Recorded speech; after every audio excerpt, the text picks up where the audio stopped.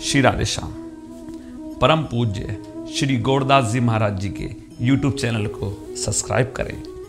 पूज्य महाराज श्री की कथाओं को सर्वप्रथम देखने के लिए बेल आइकन दबाना ना भूलें।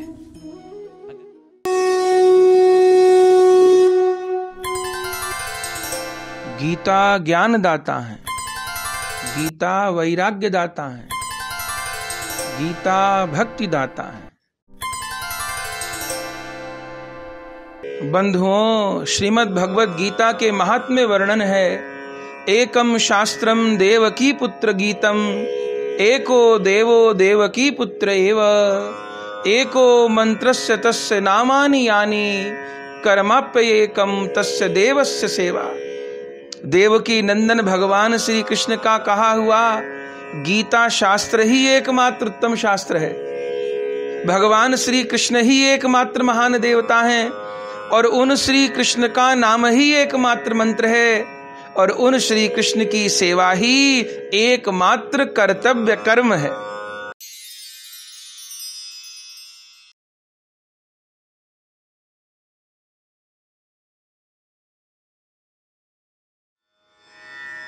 वंदेहं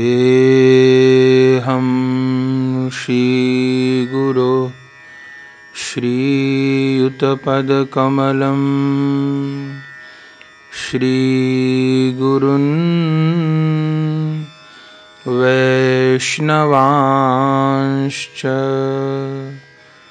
श्रीरूपं साग्रजातं सहगना रघुनाथान्वितं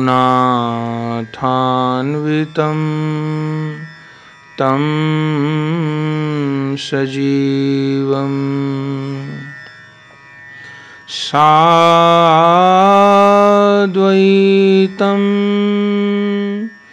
सावधूतं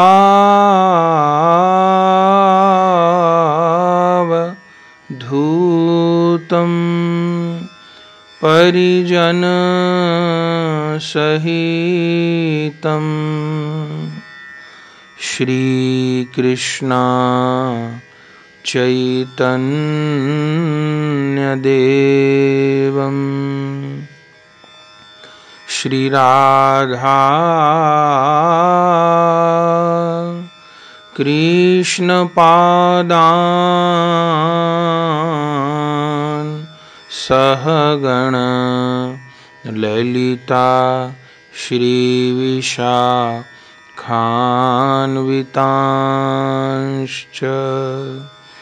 हरे कृष्ण कृष्ण कृष्ण हरे हरे, हरे राम राम राम हरे हरे। भजनिताय गौर राधे श्याम, जप हरे कृष्ण राम। भजनिताय गौर राधे श्याम, जप हरे कृष्ण राम। भजनिताय गौर राधे श्याम, जप हरे कृष्ण राम। भजनिताय गौर राधे श्याम, जप हरे कृष्ण राम।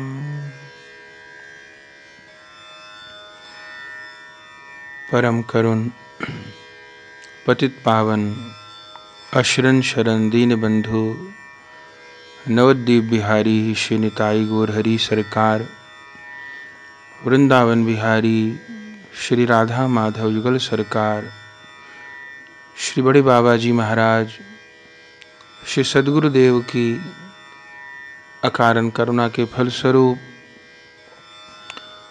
श्री कृष्ण की दिव्य वाणी श्रीमद् भगवद गीता जी का आश्रय लेने का हमें सौभाग्य प्राप्त हो रहा है, जिसमें पूर्व में श्रीमद् भगवद गीता जी का महात्म्य और फिर प्रथम अध्याय की चर्चा हम कर चुके हैं। प्रथम अध्याय को अर्जुन विषाद योग कहा गया, जिसमें अर्जुन ने भगवान से अपने भाव को निवेदन किया। प्रथम दोनों सेनाओं के मध्य में रथ ले जाने को कहा, और जिस अर्जुन का ये सिद्धांत था न दैन्यम न पलायनम, वो वहाँ अपने कुटुंबी जनों को देख करके, बंधुओं को देख करके, बड़ों को देख करके विचलित हो गए और हृदय के भीतर जो कुटुंब के प्रति मोह था, स्नेह था, वो प्रगाढ़ रूप में प्रकट हो गया। और फिर उस युद्ध से क्या क्या हानि होगी,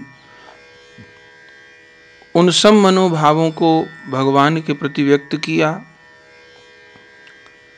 कि इतने योद्धा मारे जाएंगे, स्त्रियां रह जाएंगी, स्त्री बालक स्वच्छंद हो जाएंगे, वर्ण संकरता उत्पन्न हो जाएगी, पुत्र नहीं रहेंगे, पौत्र नहीं रहेंगे, पितरों का तर्पण नहीं हो पाएगा, पितृ नरकगामी हो जाएंगे, कुल परंपराएं लुप्त हो जाएंगी, आदि आदि बातें उसको प्रथम अध्याय में हम श्रवण कर चुके हैं।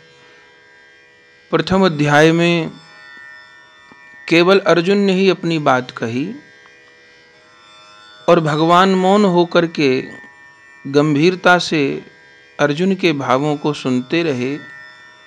भगवान ने कुछ भी नहीं कहा।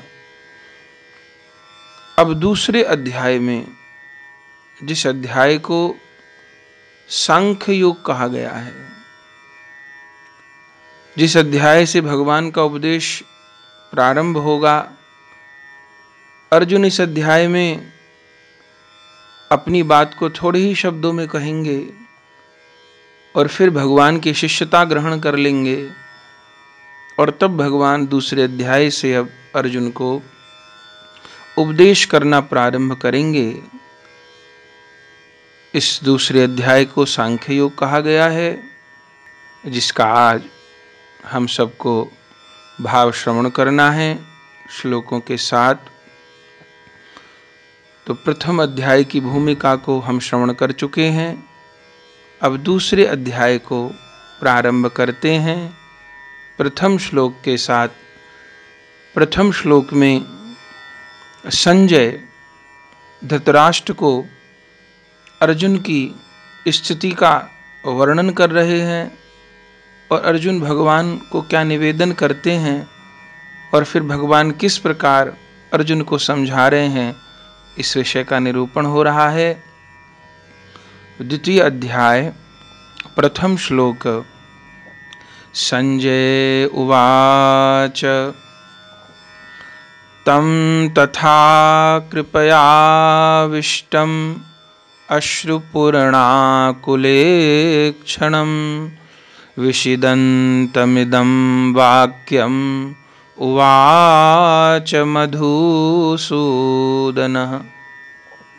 संजय ने कहा, उस करुणा और शोक में मग्न हो रहे, आंसुओं से पूर्ण व्याप्त नेत्रों वाले अर्जुन से भगवान श्री मधुसूदन ने वचन कहा।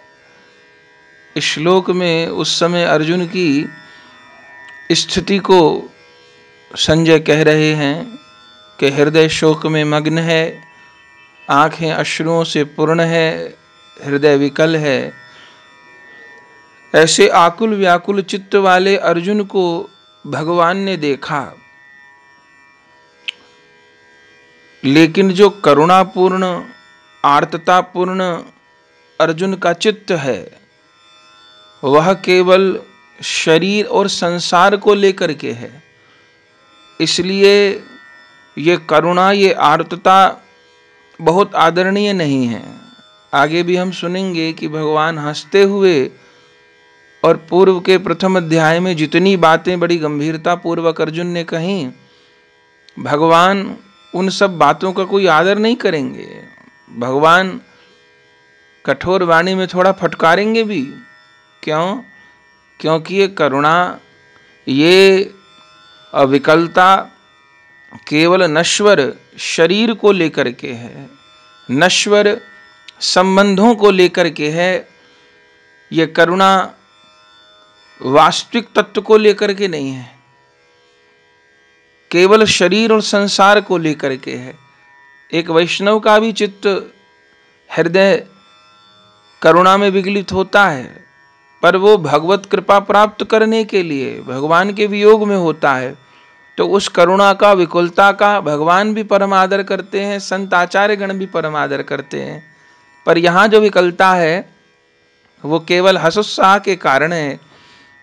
इसलिए अब दूसरे श्लोक में भगवान कह रहे हैं, श्री भगवान उवाच कृतस्तवा कश्मलमिदं विषमे समुपस्थितं अनार्यजुष्टं स्वर्गं कीरतीकरमर्जुन। श्री कृष्ण ने कहा, हे अर्जुन, तुझे संग्राम की इस विषम स्थिति में यह अज्ञान किस कारण से प्राप्त हुआ? यह न तो उनके योग्य है जो जीवन को श्रेष्ठ रूप में जानते हैं, और न उच्च लोकों की प्राप्ति करवाने वाला है, अपितु ये जो तेरा शोक है, ये जो तेरा भाव है, ये अपकीर्ति कराने वाला है।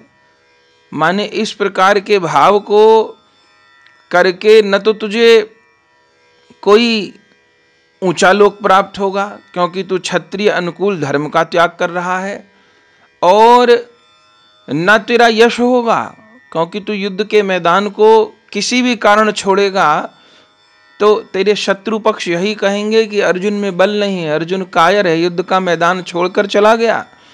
हे अर्जुन, कैबल्यम मा स्म गमः पार्थ ने तत्व ययुपद्यते क्षुद्रम हृदय दौर्बल्यम त्यक्तवोत्तिष्ठ परन्तप। हे पार्थ, इस अपकर्षकारी नपुंसकता को प्राप्त मत हो, यह तेरे योग्य नहीं है। हे परम तप, परम तप माने जिसके प्रभाव से बड़े बड़े शूरवीर डर जाते हों, घबरा जाते हों। हे परम तप, हृदय की इस तुच्छ दुर्बलता को त्याग कर युद्ध के लिए खड़ा हो। माने पूर्व में जितनी बातें कि मेरे हाथ कांप रहे हैं, मुझसे ऐसा नहीं होगा, मेरा मुंह सूख रहा है, इन सब बातों को भगवान एकदम फटकार दिए। इन सब दुर्बलता को, व्यर्थ की बातों को छोड़ युद्ध के लिए खड़ा हो। जब भगवान ने इस प्रकार से अर्जुन को थोड़ा शासन पूर्वक कठोर शब्दों में शासित किया, तब फिर अब अर्जुन कह रहे हैं चौथे श्लोक में, क्या कह रहे हैं?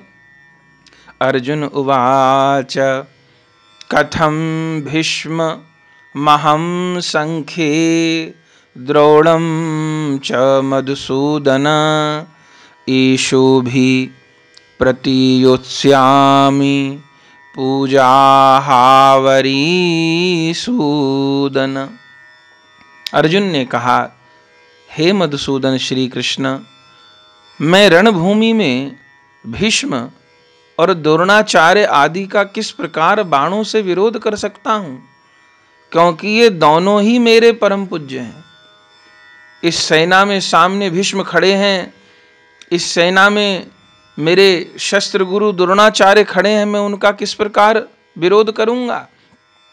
गुरुन हत्वा हि महानुभावान श्रेयो भोक्तुम भैक्षमपीह लोके हत्वार्थ कामास्तु गुरुनिहैव भुंजीय भोगान रुधिर प्रदीग्धान। गुरुजनों का वध करके, बड़ों का वध करके जीवित रहने की अपेक्षा तो इस संसार में भिक्षावृत्ति से भिक्षा का अन्न खाकर जीवन यापन करना मुझे अधिक श्रेयकर लगता है। अर्थलोलुप होने पर भी ये महानुभाव वरिष्ठ हैं, इनकी हत्या करने से हमारे भोग भी रुधिर से कलंकित हो जाएंगे।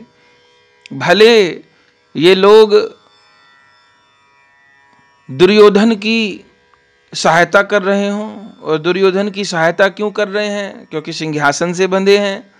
राज सिंहासन के द्वारा, राजा के द्वारा ही इनकी वृत्ति का पालन हो रहा है।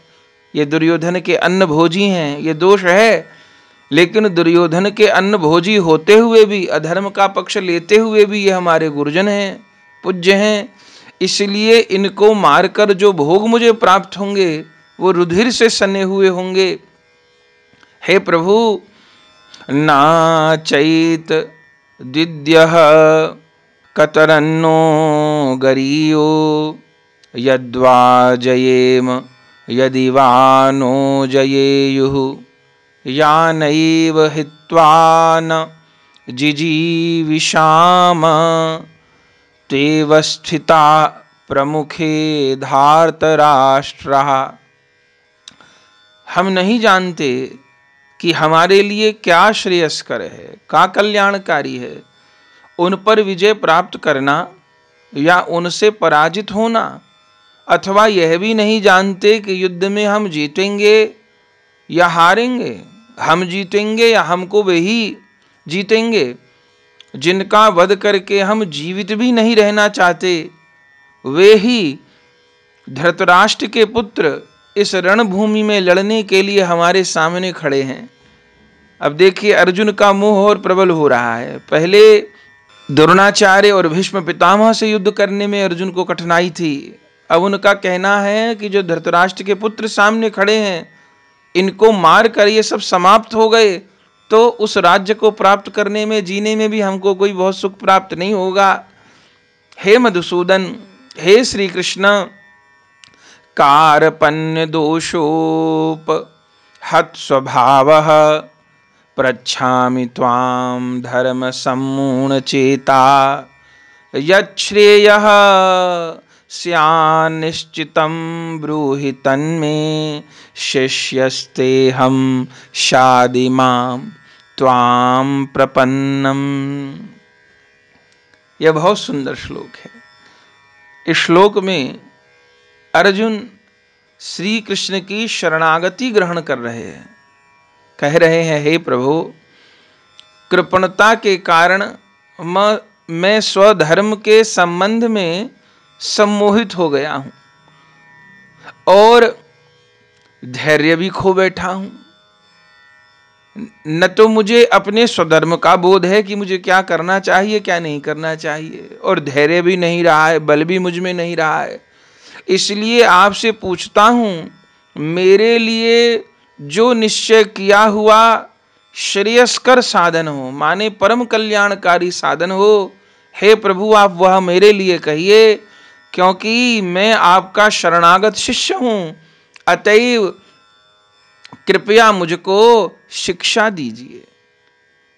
अब इस समय चूंकि भगवान उनको समझा रहे हैं, फटकार भी रहे हैं कि छोड़ो इस कायरता को, युद्ध के लिए खड़े हो, तो अर्जुन यहाँ भगवान की शिष्यता ग्रहण कर रहे हैं, भगवान के शरणागत हो रहे हैं। मानो अर्जुन के मन में विचार आया कि भगवान तो मेरे सारथी बने हुए हैं, और सारथी से तो ज्ञान ग्रहण नहीं होता। जब मैं भगवान से ज्ञान ग्रहण करना चाहता हूं तब तो वे मेरे गुरु होंगे, और जिससे ज्ञान ग्रहण करना हो उसको तो गुरु पद पर बिठाना होगा, शरणागत होना पड़ेगा। बिना शरणागति के ज्ञान नहीं मिलेगा। तो कह रहे हैं, मैं आपकी शरण ग्रहण कर रहा हूं, आप मेरे लिए जो कल्याणकारी साधन हो वो कीजिए। आप मुझे कल्याण का मार्ग बताइए, मैं आपकी शरण हो रहा हूं। और देखिए, शरण होना बहुत बड़ी बात है। ये केवल शब्द नहीं है। यहां पर अर्जुन, अब भगवान आगे उपदेश करेंगे, यहां अर्जुन भगवान को शरणागति देने के लिए प्रार्थना कर रहे हैं और फिर इस शरणागति लेने के कारण ही भगवान संपूर्ण गीता सुनाएंगे। और आखिर 18वें अध्याय में हम लोग श्रवण करेंगे, भगवान अंत में यही कहेंगे, मामेकम शरणम व्रज। हे अर्जुन, तुम एकमात्र मेरी ही शरण में आ जाओ। शरणागत होना बहुत बड़ी बात है। जब कोई शरणागत हो जाता है तो उसको अपने उद्धार की चिंता नहीं करनी पड़ती। उसका जो शरण्य है, माने उसका जो शरणदाता है, उसके उद्धार की, उसके कल्याण की चिंता वो करता है। जैसे एक बच्चा जो कि पूरी तरह से अपने मां के दूध पर निर्भर है, अभी कुछ खाता पीता नहीं, एकदम अबोध, पूरी तरह से मां के दूध के ऊपर आश्रित है, तो यदि उस बच्चे को कोई रोग हो जाता है, मानो उस बच्चे को कोई बुखार हो गया, खांसी हो गई और मां के दूध पर आश्रित है, तो डॉक्टर उस बच्चे को दवा नहीं देते, डॉक्टर उस बच्चे की मां को दवा देते हैं। तो रोग बच्चे को हुआ था, लेकिन चूंकि बच्चा संपूर्ण रूप से मां के दूध पर आश्रित है, इसलिए बच्चे के रोग होने पर उस बच्चे को दवा नहीं खिलाई जाएगी, मां दवा खाएगी। ऐसे ही जब पूर्ण रूपेण एक शिष्य गुरुदेव के और गोविंद के शरणागत हो जाता है, तब उसको केवल इस बात के लिए प्रयास करना होता है कि उसकी शरणागति 100 पैसे रहे, 16 आने रहे, मेरी शरणागति में कमी न हो जाए। मैंने तो प्रबल शरणागत वत्सल का आश्रय लिया है, जीव केवल गुरु और गोविंद की सच्चाई से शरणागति लिए रहे, बस मैं उनका हूं, उनके अतिरिक्त मेरा कोई नहीं है, इस भाव को प्रबल रखे।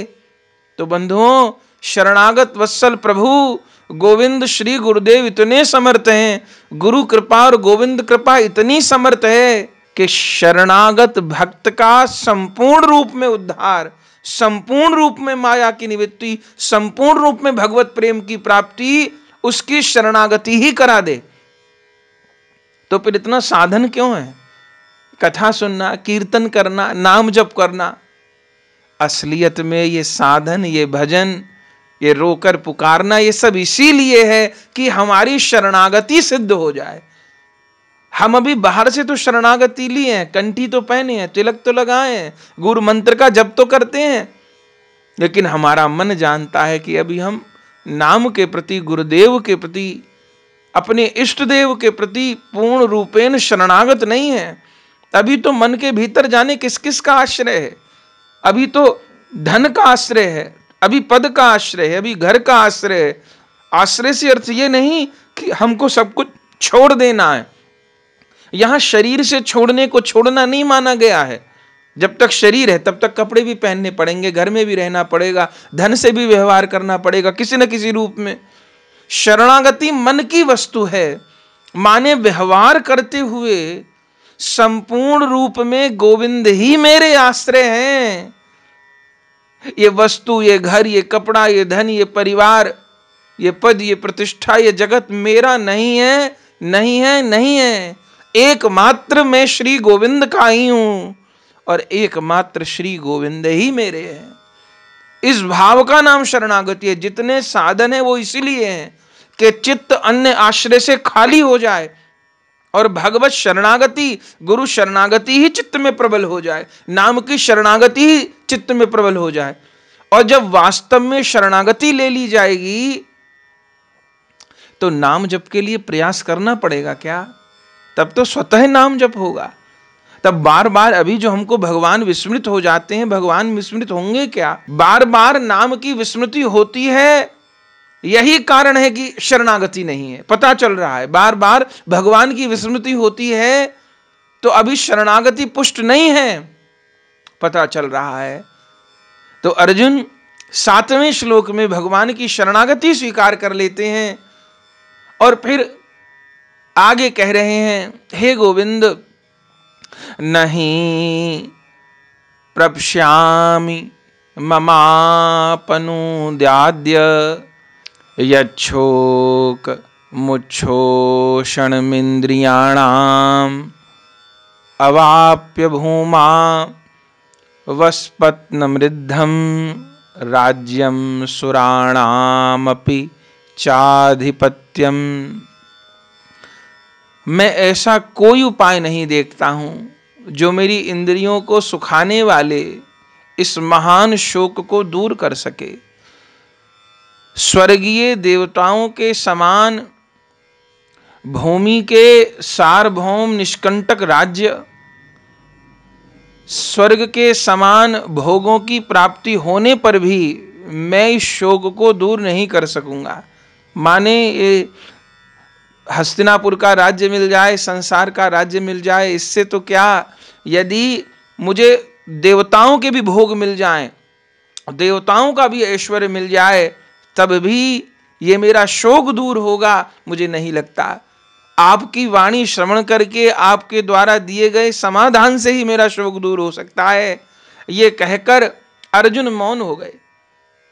और अब 9वें श्लोक में संजय कह रहे हैं, चूंकि अर्जुन तो मौन हो गए, अब संजय कह रहे हैं। क्या कह रहे हैं?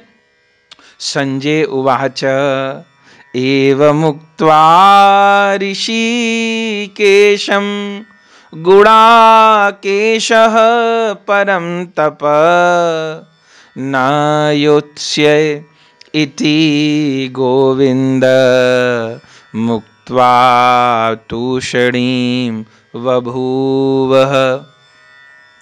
संजय ने कहा, शत्रु विजयी अर्जुन भगवान श्री कृष्ण से यह कहकर, क्या कहकर कि हे गोविंद मैं युद्ध नहीं करूंगा, ऐसा कहकर चुप हो गए। स्पष्ट कह दिया कि मुझसे युद्ध नहीं होगा। जब अर्जुन ने ऐसा कहा तब तमुवाच ऋषिकेशः प्रहसन्निव भारत सेनयोरुभयोर्मध्ये विषिदन्तमिदं वचः। हे भरतवंशी धृतराष्ट्र, जब अर्जुन मैं युद्ध नहीं करूंगा ऐसा कहकर मौन हो गए, उस समय भगवान श्री कृष्ण ने दोनों सेनाओं के मध्य में उस शोक मग्न अर्जुन को हंसते हुए यह वचन कहे। और अब 11वें श्लोक से भगवान दिव्य उपदेश अर्जुन को प्रदान कर रहे हैं। श्री भगवान वाच अशोच्यानवशोचस्त्वं प्रज्ञावादांश भाषसे गतासून गतासूंश्च नानुशोचन्ति पंडित। श्री भगवान कह रहे हैं, हे अर्जुन, पांडित्यपूर्ण वचन बोलता हुआ भी तू उनके लिए शोक कर रहा है जो शोक के योग्य नहीं है। पर पंडित जन तो जिनके प्राण चले गए हैं उनके लिए भी शोक नहीं करते, और जिनके प्राण नहीं गए हैं उनके लिए भी शोक नहीं करते। तो वचन तो पंडितों जैसे बोल रहा है, ज्ञानवान वचन बोल रहा है, लेकिन ये मर जाएंगे तो क्या होगा, उनके प्राण चले जाएंगे तो क्या होगा, इस बात का शोक भी कर रहा है। तो पंडित किसको कहते हैं? जो केवल बढ़िया प्रवचन करे उसको पंडित नहीं कहते। केवल जिसने ज्ञान को धारण कर लिया है उसको पंडित कहते हैं। तो एक तरफ तो पंडित जैसे ज्ञानवान विद्वान जैसे वचन कहता है, और दूसरा फिर इतना शोक करता है। पंडित तो उसको कहते हैं जो किसी के लिए शोक नहीं करते। न तत्वे वाहम जातु नासम न त्वं नेमे जनाधिपा न चैव न भविष्यामः सर्वे वयमतः परम। न तो ऐसा ही है कि किसी काल में मैं नहीं था, तू नहीं था, अथवा ये सब राजा नहीं थे। नहीं ऐसा है कि इससे आगे हम सब नहीं रहेंगे।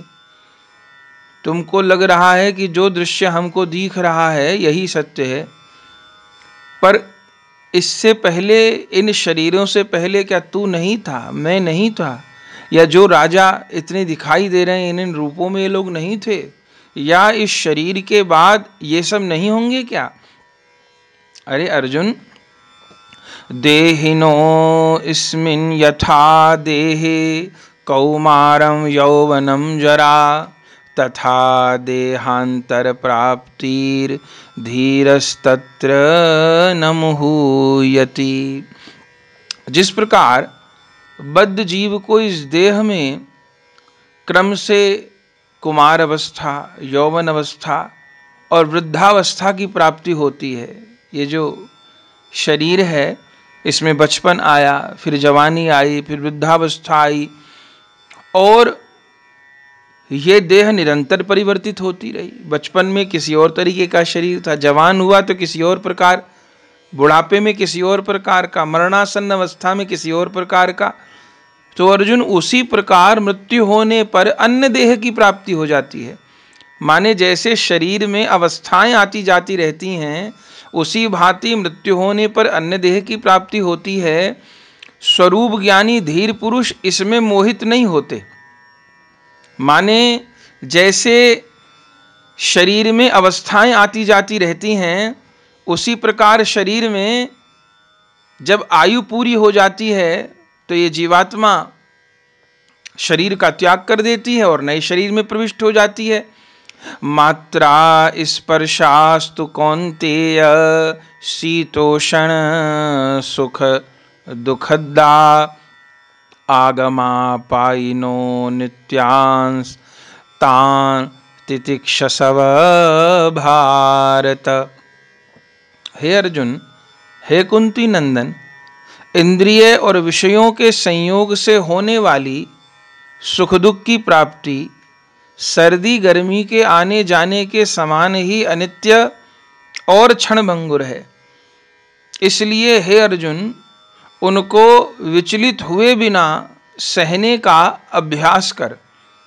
जैसे अपने अपने समय पर सर्दी गर्मी आती है, माने गर्मी के समय में व्यक्ति स्नान कर रहा है तो क्या सर्दी आ जाती है तो अपने समय पर स्नान करना छोड़ देता है? नहीं नहीं, सर्दी है तब भी उसको स्नान करना है।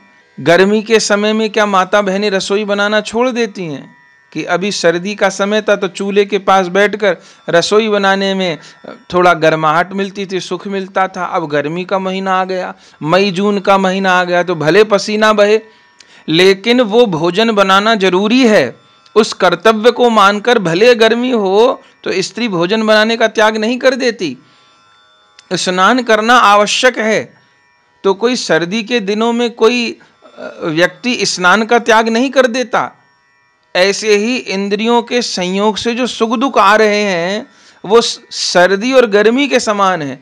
अब सर्दी गर्मी आती है पर शरीर के धर्म तो चलते रहते हैं, उनसे विचलित नहीं हुआ जाता। ऐसे जो विषय से संयुक्त सुख दुख हैं, ये सब अपने समय पर आते रहते हैं। अपने कर्तव्य कर्म से अर्जुन विचलित नहीं हुआ जाता। यम ही न व्यथयन्ते ते पुरुषं पुरुषर्षभ सम दुःख सुखम धीरम सौमृत्वाय कल्पते। हे पुरुष श्रेष्ठ अर्जुन, जो सुख दुख को समान समझकर इन दोनों से व्याकुल नहीं होता, वह धीर पुरुष निश्चित रूप से मुक्ति के योग्य है। जो जरा जरा बात पर विचलित नहीं होता, स्थिर रहता है अपने स्वभाव में, वही व्यक्ति मुक्ति के योग्य है। नास्तो विद्यते भावो ना भावो विद्यते सतः उभयोरपि दृष्टो नन्तस्त्वन् योस्तत्वदर्शिभिः। असत का तो चिरस्थायी अस्तित्व नहीं होता तथा सत का कभी अंत नहीं होता। इस प्रकार ज्ञानियों ने इन दोनों के तत्व का निर्णय किया है। माने जो स्थायी है उसका अभाव नहीं है, और जो अस्थायी है वो बहुत चाहने पर रह नहीं सकता है, तो फिर शोक किस लिए है। अविनाशी तु तद्विद्धि येन सर्वमिदं ततं विनाशं व्ययस्यास्य न कश्चित् कर्तुमर्हति। अविनाशी तो उसको जान जो संपूर्ण शरीर में व्याप्त है। इस अव्यय आत्मा का विनाश करने में कोई भी समर्थ नहीं है। अविनाशी तत्व वह है जो चर चराचर में सब जीवों के भीतर बैठा है और सबके शरीर को चेतना प्रदान कर रहा है। उस तत्व को ही तो अविनाशी जान। शरीर तो नाशवान है, उसका नाश होगा ही। अंतवंत इमे देहा नित्यस्योक्ता शरीरिणः अनाशिनो प्रमेयस्य तस्मादुद्धयस्व भारत। इस अविनाशी, अप्रमेय और नित्य रहने वाले आत्मा की प्राकृत देह ही नाशवान है। अतएव हे भरतवंशी अर्जुन, तू युद्ध कर। आत्मा शाश्वत है, अप्रमेय है, अविनाशी है। हाँ, ये देह नाशवान है, तो इसलिए तू युद्ध कर। तू ये चिंता न कर कि मैं इनको मार दूंगा। तू इनके नश्वर शरीरों का ही अंत करेगा। आत्मस्वरूप को कोई नहीं मार सकता। य एनं वेत्ति हन्तारं यश्चैनं मन्यते हतम् उभौ तौ न विजानितो नायं हन्ति न हन्यते। जो इस आत्मा को मारने वाला मानता है और जो इसे मरा हुआ समझता है, वे दोनों ही अज्ञानी हैं। यथार्थ ज्ञानी जानता है कि यह आत्मा न तो मारता है और न ही कभी किसी के द्वारा मारा जाता है। इस आत्मा के द्वारा न तो किसी का वध हो सकता है और न कोई इस आत्मा का वध कर सकता है। तो स्वरूप क्या है? न जायते म्रियते वा कदाचिनः नायं भूत्वा भविता वा न भूयः अजो नित्यः शाश्वतोऽयं पुराणो न हन्यते हन्यमाने शरीरे। आत्मा किसी भी काल में न तो जन्मता है और न मरता ही है, तथा एक बार होकर यह कभी नष्ट भी नहीं होता। यह नित्य, अजन्मा, शाश्वत और पुरातन है। देह के मारे जाने पर भी आत्मा नहीं मारा जाता। देह नष्ट होता है, कभी आत्मा नष्ट नहीं होती। तो तू व्यर्थ में शोक कर रहा है इसके लिए। अर्जुन,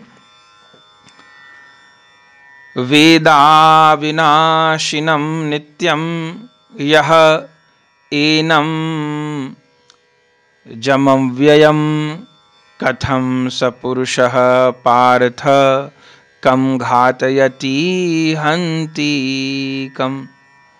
हे पार्थ, जो आत्मा को नित्य, विनाशी, अजन्मा और अव्यय जानता है, वह किस प्रकार किसी को मार सकता है और मरवा सकता है। जब तुम ये मान लोगे कि मैं शरीर नहीं हूं, मैं आत्मा हूं, तो तुम किस प्रकार किसी को मार सकते हो, किस प्रकार कोई तुमको मार सकता है। अब बहुत सुंदर गीता जी का बहुत प्रसिद्ध श्लोक भगवान कह रहे हैं। ये दूसरे अध्याय का 22वां श्लोक है। वासांसि जीर्णानि यथा विहाय नवानि गृह्णाति नरो पराणि तथा शरीराणि विहाय जीर्णान्यानि संयाति नवानि देहि। हे अर्जुन, जिस प्रकार मनुष्य पुराने वस्त्रों को त्याग कर नए वस्त्र धारण करता है, उसी प्रकार आत्मा पुराने जीर्ण शरीरों को त्याग कर नूतन देह ग्रहण करता है। अब कोई व्यक्ति इतने दिनों से कपड़ा पहने था, अब वो कपड़ा मैला हो गया, तो उस वस्त्र को उतार कर नया वस्त्र धारण कर लिया, या वो वस्त्र किसी काम के नहीं रहे, फट गए थे, दूषित हो गए थे, तो उसको उतार कर नया वस्त्र धारण कर लिया, तो इसमें शोक की क्या बात है? तो जब ये शरीर जीर्ण शीर्ण हो जाता है, पुराना हो जाता है, रोगी हो जाता है, तब आत्मा इस रोगी शरीर का, इस पुराने मैले वस्त्र रूप शरीर का त्याग कर देती है और नया वस्त्र धारण कर लेती है। जैसे एक व्यक्ति वस्त्र के बिना नहीं रहता, हाँ, पुराना हो गया, गंदा हो गया, मैला हो गया, तो उस वस्त्र को उतार दिया और नया वस्त्र धारण कर लिया। ऐसे ये आत्मा नवीन वस्त्र धारण कर लेती है, नवीन शरीर को धारण कर लेती है। पर अर्जुन, नैनम छिन्दन्ति शस्त्राणि नैनम दहति पावकः न चैनम क्लेदयन्त्यापो न शुष्यति मारुत। इस आत्मा को शस्त्र काट नहीं सकता, अग्नि जला नहीं सकती, जल गीला नहीं कर सकता, और इस आत्मा को वायु सुखा नहीं सकती। ये आत्मा अजन्मा है, आदि है, अव्यय है, अप्रमेय है। अर्जुन, अच्छेद्यो अयम दायो अयम क्लेद्यो अशोष्यैव च नित्यः सर्वगतः स्थाणुर्चलोऽयं सनातन।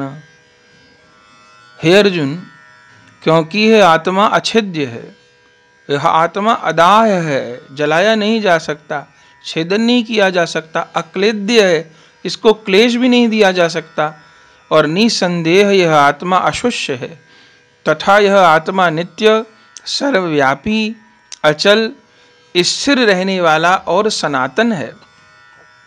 अव्यक्तो अयम चिन्त्यो अयम विकार्योर अयमुच्यते तस्मादेवं विदित्वैनं नानुशोचितुमर्हसि। यह आत्मा अव्यक्त है, यह आत्मा अचिंत्य है, और यह आत्मा विकार रहित कहा जाता है। इससे हे अर्जुन, इस आत्मा को उपर्युक्त प्रकार से जानकर तू शोक करने को योग्य नहीं है, अर्थात तुझे शोक करना उचित नहीं है। अथ चैनम नित्यजातं नित्यं वा मन्यसे मृतं तथापि त्वं महाबाहो नैवं शोचितुमर्हसि। किंतु यदि तू इस आत्मा को सदा जन्मने वाला और सदा मरने वाला मानता हो, तो भी हे महाबाहो, तू इस प्रकार शोक करने योग्य नहीं है। ऐसे तो आत्मा का जन्म नहीं होता, आत्मा मरती नहीं, शरीर धारण करती है और शरीर का त्याग करती है। पर यदि तू इस आत्मा को जन्मने वाला मरने वाला मानता है, तो भी क्यों शोक कर रहा है? क्योंकि इस मान्यता के अनुसार जातस्य ही ध्रुवो मृत्युर्ध्रुवम जन्म मृतस्य च तस्मात् परिहार्यर्थे न त्वं शोचितुमर्हसि। क्योंकि इस मान्यता के अनुसार जन्मे हुए की मृत्यु निश्चित है और मरे हुए का जन्म निश्चित है। इससे भी इस बिना उपाय वाले विषय में तू शोक करने को योग्य नहीं है। जिसका जन्म हुआ है उसका मरण निश्चित है, और जिसका मरण हुआ है उसका जन्म होना भी निश्चित है, किसी न किसी रूप में। तो तू क्यों शोक कर रहा है? अव्यक्तादीनि भूतानि व्यक्तम ध्यानि भारत अव्यक्त निधनान्येव तत्र का परिदेवना। हे अर्जुन, संपूर्ण प्राणी जन्म से पहले अप्रकट थे और मरने के बाद भी अप्रकट हो जाने वाले हैं, केवल बीच में ही प्रकट हैं। फिर ऐसी स्थिति में क्या शोक करना? जब शरीर हमारा नहीं था तब आत्मा अव्यक्त थी, बीच में कुछ देर के लिए अनुभव हो रहा है शरीर के द्वारा, और जब शरीर नहीं रहेगा तब भी फिर आत्मा अव्यक्त हो जाएगी। तो शोक किस लिए कर रहे हो तुम? आश्चर्यवत् पश्यति काश्चिद्देन माश्चर्यवत् वदति तथैव चान्यः आश्चर्यवच्चैनमन्यः शृणोति श्रुत्वाप्येनं वेद न चैव कश्चित्। कोई एक महापुरुष इस आत्मा को आश्चर्य की भांति देखता है, और वैसे ही दूसरा कोई महापुरुष ही इसके तत्व का आश्चर्य की भांति वर्णन करता है, तथा दूसरा कोई अधिकारी पुरुष ही इसे आश्चर्य की भांति सुनता है, और कोई कोई तो सुनकर भी इसको नहीं जानता। देहि नित्यं वध्योऽयं देहे सर्वस्य भारत तस्मात् सर्वाणि भूतानि न त्वं शोचितुमर्हसि। हे अर्जुन, यह आत्मा सबके शरीरों में सदा ही अवध्य है, इस कारण संपूर्ण प्राणियों के लिए तू शोक करने के योग्य नहीं है। इस आत्मा को तो कभी भी नहीं मारा जा सकता, तो तू शरीरों के लिए क्यों शोक कर रहा है? स्वधर्ममपि चावेक्ष न विकम्पितुमर्हसि धर्मयाद्धि युद्धात् श्रेयोऽन्त्यत् क्षत्रियस्य न विद्यते। तथा अपने धर्म को देखकर भी तू भय करने योग्य नहीं है, अर्थात तुझे भय नहीं करना चाहिए, क्योंकि क्षत्रिय के लिए धर्मयुक्त युद्ध से बढ़कर दूसरा कोई कल्याणकारी कर्तव्य नहीं है। आत्मा तो मरेगी नहीं, आत्मा को तू मार सकता नहीं, युद्ध का तुमको अवसर प्राप्त हुआ है, और क्षत्रिय के लिए युद्ध करना धर्म है। तुमको क्षत्रियोचित कर्तव्य प्राप्त हो रहा है और तुम उससे हट रहे हो, तो यह हर प्रकार से तुम्हारे लिए अकल्याणकारी है, हास्यपद है। तो इस अवसर को न छोड़ो।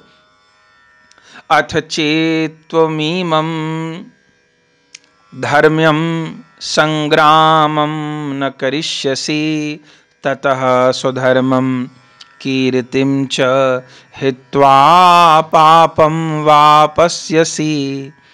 किंतु यदि तू इस धर्मयुक्त युद्ध को नहीं करेगा तो स्वधर्म और कीर्ति को खोकर पाप को प्राप्त होगा। तेरा जो स्वधर्म है क्षत्रिय का वो भी समाप्त हो जाएगा, और तो युद्ध नहीं करेगा तो तेरी अपकीर्ति होगी, बदनामी होगी, दोनों प्रकार से कल्याण होगा। अकीर्तिम चापि भूतानि कथिष्यन्ति तिव्ययाम संभावितस्य चाकीर्तिर्मरणादतिरिच्यते। तथा सब लोग तेरी बहुत काल तक रहने वाली अपकीर्ति का भी कथन करेंगे, और माननीय पुरुष के लिए अपकीर्ति मरण से भी बढ़कर है। संसार में अपयश हो जाए तो एक व्यक्ति के लिए तो बहुत मरणकारी है। ये मरना उतना कष्टकारी नहीं जितना कि सारे संसार में अपयश का होना मरणकारी है। भयाद्रणादुपरतं मंस्यन्ते त्वां महारथा येषां च त्वं बहुमतो भूत्वा यास्यसि लाघवम्।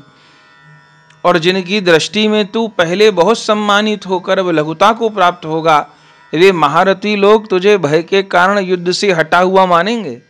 तुम भले कुछ सोचकर युद्ध का त्याग कर दो, लेकिन जो महारथी तुम्हारे सामने तुम्हारे विरुद्ध डटे हैं वो तुमको कायर ही मानेंगे।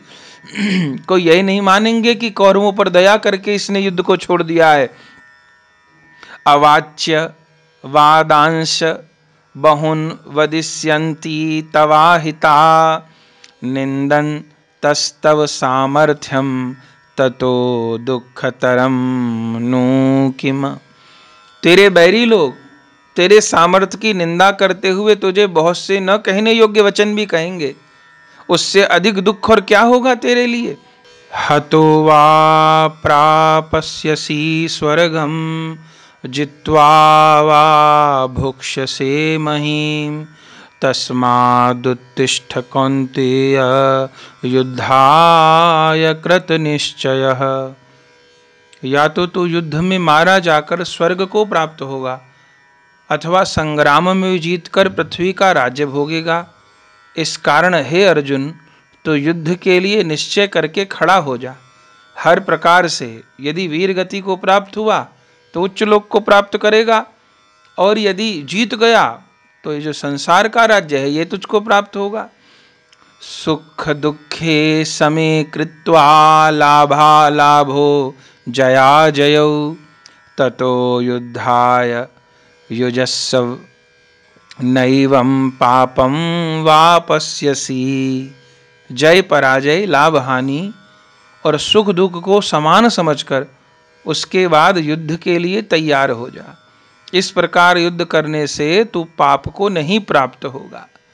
फल की आशा न रख। जय पराजय, लाभ हानि इन सबको समान मानकर ये मेरा कर्तव्य कर्म है, इसके लिए तो युद्ध के लिए तैयार हो जा। अब भगवान कह रहे हैं, एषा ते भिहिता सांख्यै बुद्धिर्योगे त्विमां शृणु बुद्धया युक्तो यया पार्थ कर्मबंधं प्रहास्यसि। हे पार्थ, यह बुद्धि तेरे लिए ज्ञान योग के विषय में कही गई, सांख्य योग के विषय में कही गई। अब तू इसको कर्म योग के विषय में सुन। जिस बुद्धि से युक्त हुआ तू कर्मों के बंधन को भली भांति त्याग देगा, अर्थात सर्वथा नष्ट कर डालेगा। अर्थात अभी तो तेरे लिए ज्ञान योग के पक्ष में ये बात कही गई कि जो शरीरी है वह अविनाशी है, जो शरीर है वो नाशवान है। तो जय पराजय, लाभ अलाभ, अपने पराय का भेद न कर। युद्ध करने से ही तेरा कल्याण है। युद्ध नहीं करेगा तेरा अपयश होगा। तो युद्ध नहीं करेगा तो उच्च लोक की प्राप्ति भी नहीं होगी। अपने कर्तव्य कर्म से च्युत होने के कारण तुझको दंड की भी प्राप्ति होगी और तेरा अपयश भी होगा। और यदि तू युद्ध करेगा, यदि तू हार गया, वीर गति को प्राप्त हो गया, तो भी युद्ध करते वीर गति को प्राप्त हुआ तो उच्च लोक की प्राप्ति होगी, और जीत गया तो इस संसार के वैभव की प्राप्ति होगी। तो अभी तो भगवान ने ज्ञान के माध्यम से, ज्ञान योग के माध्यम से बात को समझाया। अब निष्काम कर्म के माध्यम से बात को श्री कृष्ण आगे अर्जुन को समझा रहे हैं। नेहाभिक्रम नाशोस्ति प्रत्यवायो न विद्यते स्वल्पम्प्यस्य धर्मस्य त्रायते महतो भयात्। इस कर्म योग में आरंभ का अर्थात बीज का नाश नहीं है, उल्टा फल रूप दोष भी नहीं है, बल्कि इस कर्म योग रूप धर्म का थोड़ा सा भी साधन जन्म मृत्यु रूप महान भय से रक्षा कर लेता है।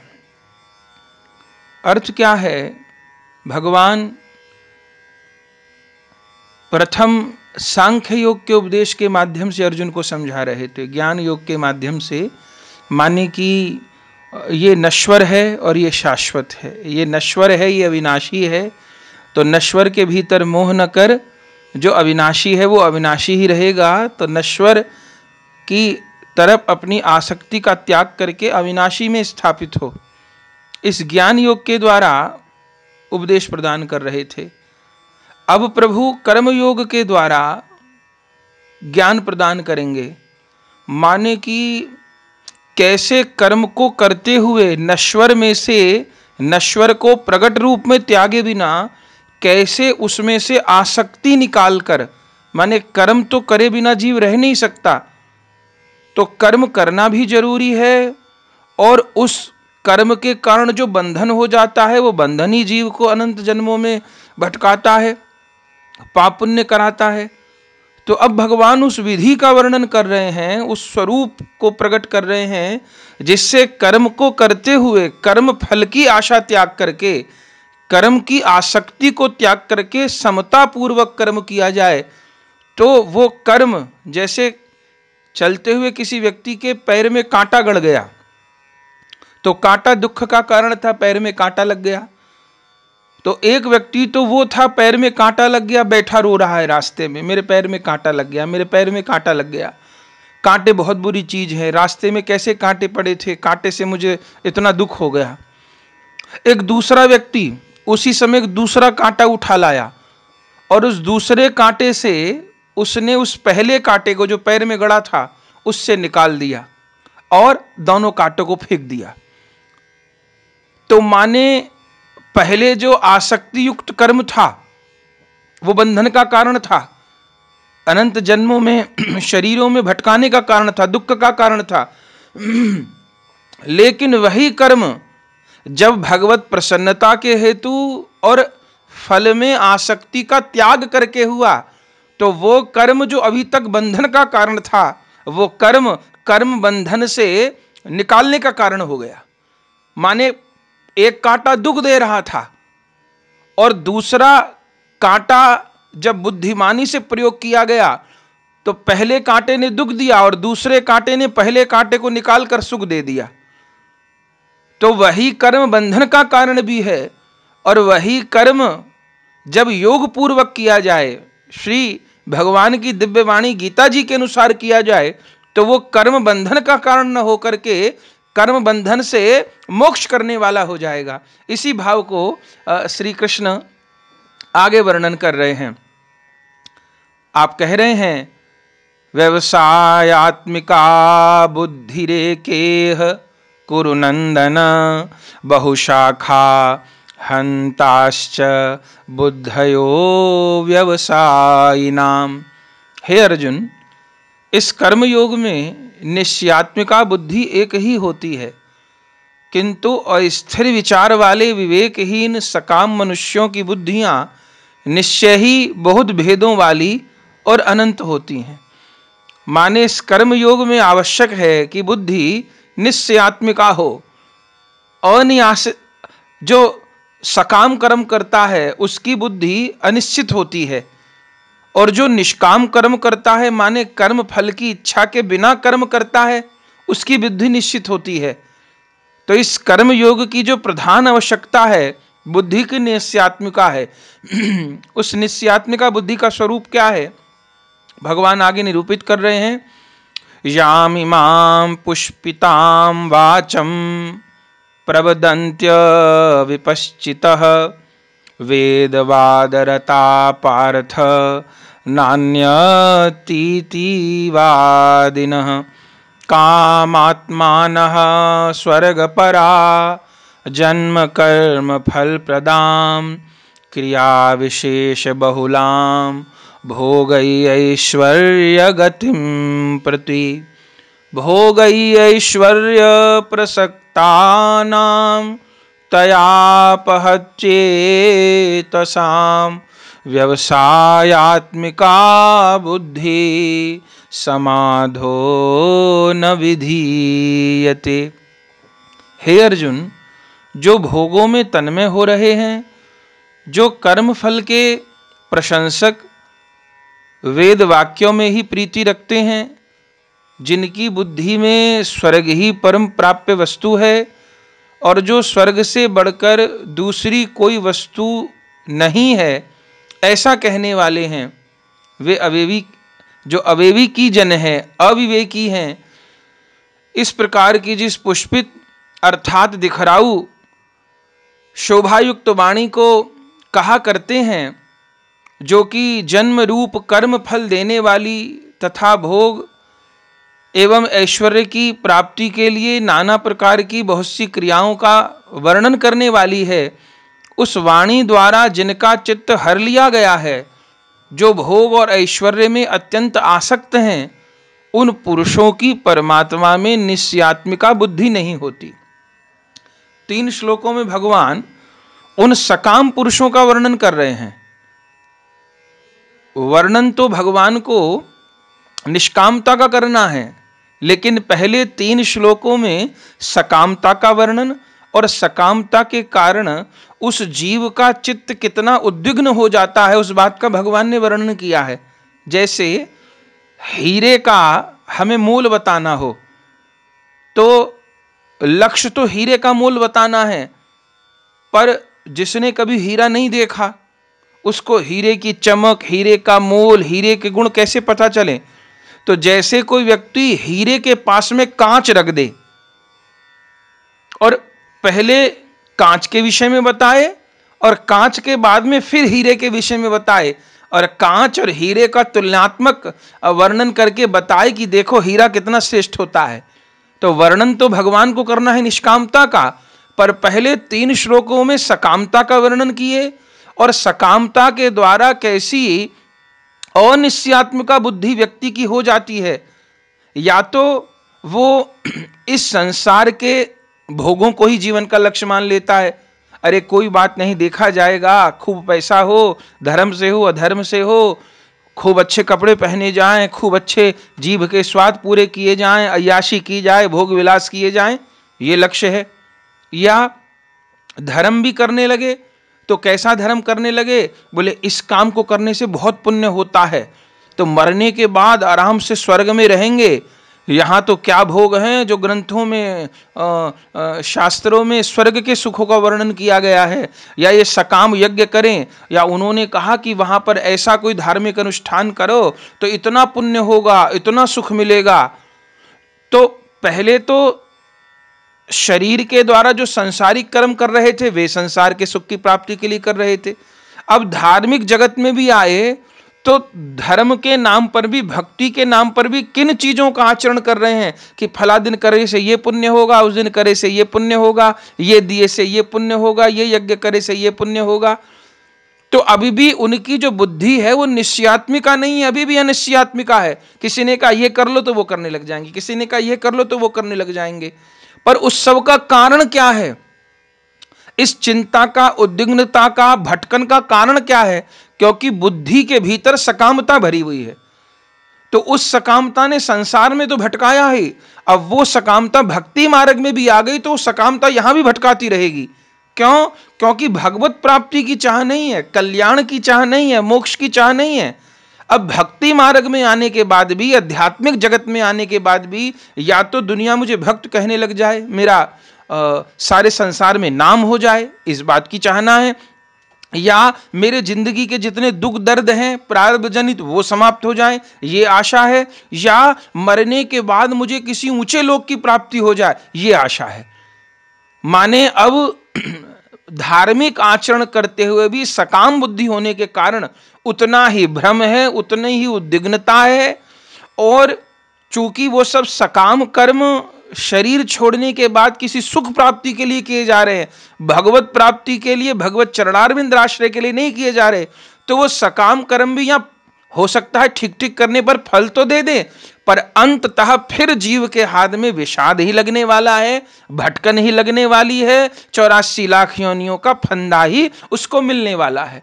क्योंकि पहले संसार में रहते सकाम कर्म किए, अब भक्ति में रहते भी सकाम कर्म करेगा, तो फिर वो अनिश्चयात्मिका बुद्धि वाला ही रहेगा, भटकन बनी रहेगी, सुख उसको नहीं प्राप्त होगा, सुख की आशा में ही समय निकलता रहेगा, और सुख के सागर राधा गोविंद के चरण कमल की प्राप्ति नहीं होगी। क्योंकि उसकी प्राप्ति के लिए कामनाओं की ओर से निष्काम होना पड़ेगा, केवल भुक्ति की कामना नहीं, मुक्ति की कामना से भी निष्प्रह होना पड़ेगा। माने केवल केवल श्री कृष्ण चरण कमल प्रेम की प्राप्ति की कामना ही जब चित्त में होगी तब उससे निष्काम साधन बनेगा। तो पहले सकाम वालों का वर्णन किए प्रभु, अब आगे श्री गोविंद निष्काम कर्म का वर्णन कर रहे हैं। त्रैगुण्य विषया वेदा निस्त्रयी गुण्यो भवार्जुन निर्द्वंदो नित्य सत्वस्थो निर्योगक्षेम आत्मवान। हे अर्जुन, वेद उपर्युक्त प्रकार से तीनों गुणों के कार्य रूप समस्त भोगों एवं उनके साधनों का प्रतिपादन करने वाले हैं। इसलिए तू उन भोगों एवं उनके साधनों में आसक्तिहीन, हर्ष शोकादि द्वंद्वों से रहित, नित्य वस्तु परमात्मा में स्थित योगक्षेम को न चाहने वाला और स्वाधीन अंतःकरण वाला हो। योगक्षेम को भी न चाहने वाला, योग माने क्या होता है? जो प्राप्त नहीं वो प्राप्त हो जाए, और क्षेम माने जो प्राप्त है उसकी रक्षा हो जाए। तो किसी भी कामना को न चाहने वाला, अर्थ न धर्म न काम रुचि गति न चाहो निर्वाण, जन्म जन्म रति राम पद यह वरदान नान। और कोई भी कामना चित्त में शेष न रह जाए। बहुत सुंदर उदाहरण भगवान दे रहे हैं। यावानर्थ उदपाने सर्वतः संप्लुतोदके तावान सर्वेषु वेदेषु ब्राह्मणस्य विजानतः। सब ओर से परिपूर्ण जलाशय के प्राप्त हो जाने पर छोटे जलाशय में मनुष्य का जितना प्रयोजन रहता है, ब्रह्म को तत्व से जानने वाले ब्राह्मण का समस्त वेदों में उतना ही प्रयोजन रह जाता है। माने कि एक छोटा कोई पोखर थी, कोई छोटा गड्ढा था जिसमें जल भरा था, तो पहले तो उसी में हाथ मुंह धोते थे। अब थोड़ा भी गंदा पानी, गंदा पैर हो, कीचड़ लगा पैर हो, अब छोटी पोखर में जल भरा है वहां धोएंगे, या छोटे पात्र में जल भरा है वहां पैर धोएंगे तो पानी गंदा हो जाएगा। पर था नहीं बड़ा सरोवर, तो उससे ही काम चल रहा था। पर यदि किसी बड़े सरोवर का, सागर का परिचय मिल गया तो अब तो वहां कितना भी मल धो लीजिए, वो इतना बड़ा सरोवर गंदा नहीं होने वाला, सब प्रवाह से शुद्ध हो जाएगा जल।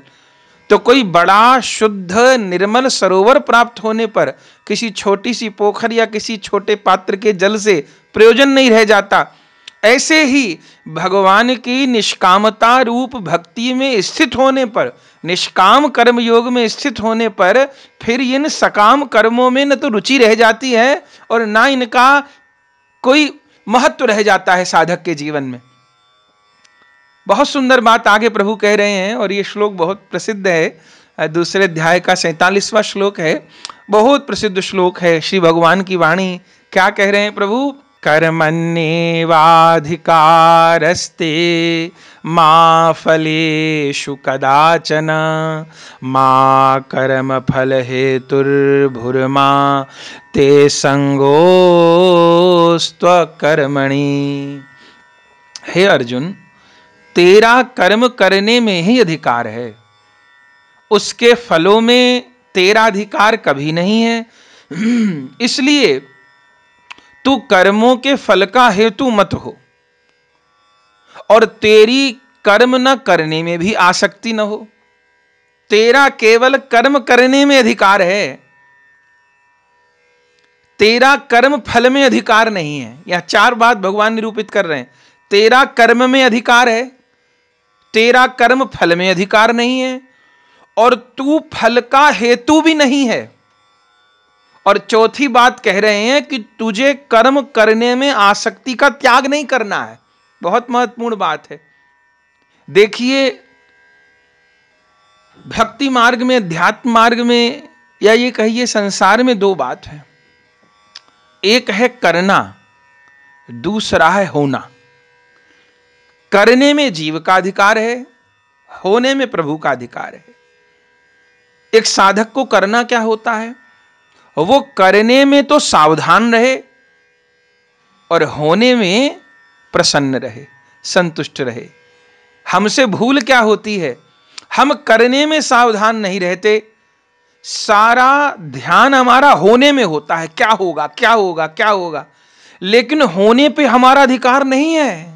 भगवान कह रहे हैं, स्वयं भगवान की वाणी है, किसी सामान्य पुरुष की वाणी नहीं है। भगवान कह रहे हैं तेरा कर्म पे अधिकार है अर्जुन, तो जो तुझे शास्त्र आज्ञा से, जो मेरी आज्ञा हो रही उसके अनुसार तू कर्म कर। क्या होगा? कौरव जीतेंगे कि पांडव जीतेंगे? भीष्म जी की मृत्यु होगी तो क्या होगा? द्रोणाचार्य जी की मृत्यु होगी तो क्या होगा? तेरा इस समय जो कर्तव्य कर्म है तू वो कर। क्या होगा? होने पे तेरा अधिकार नहीं है।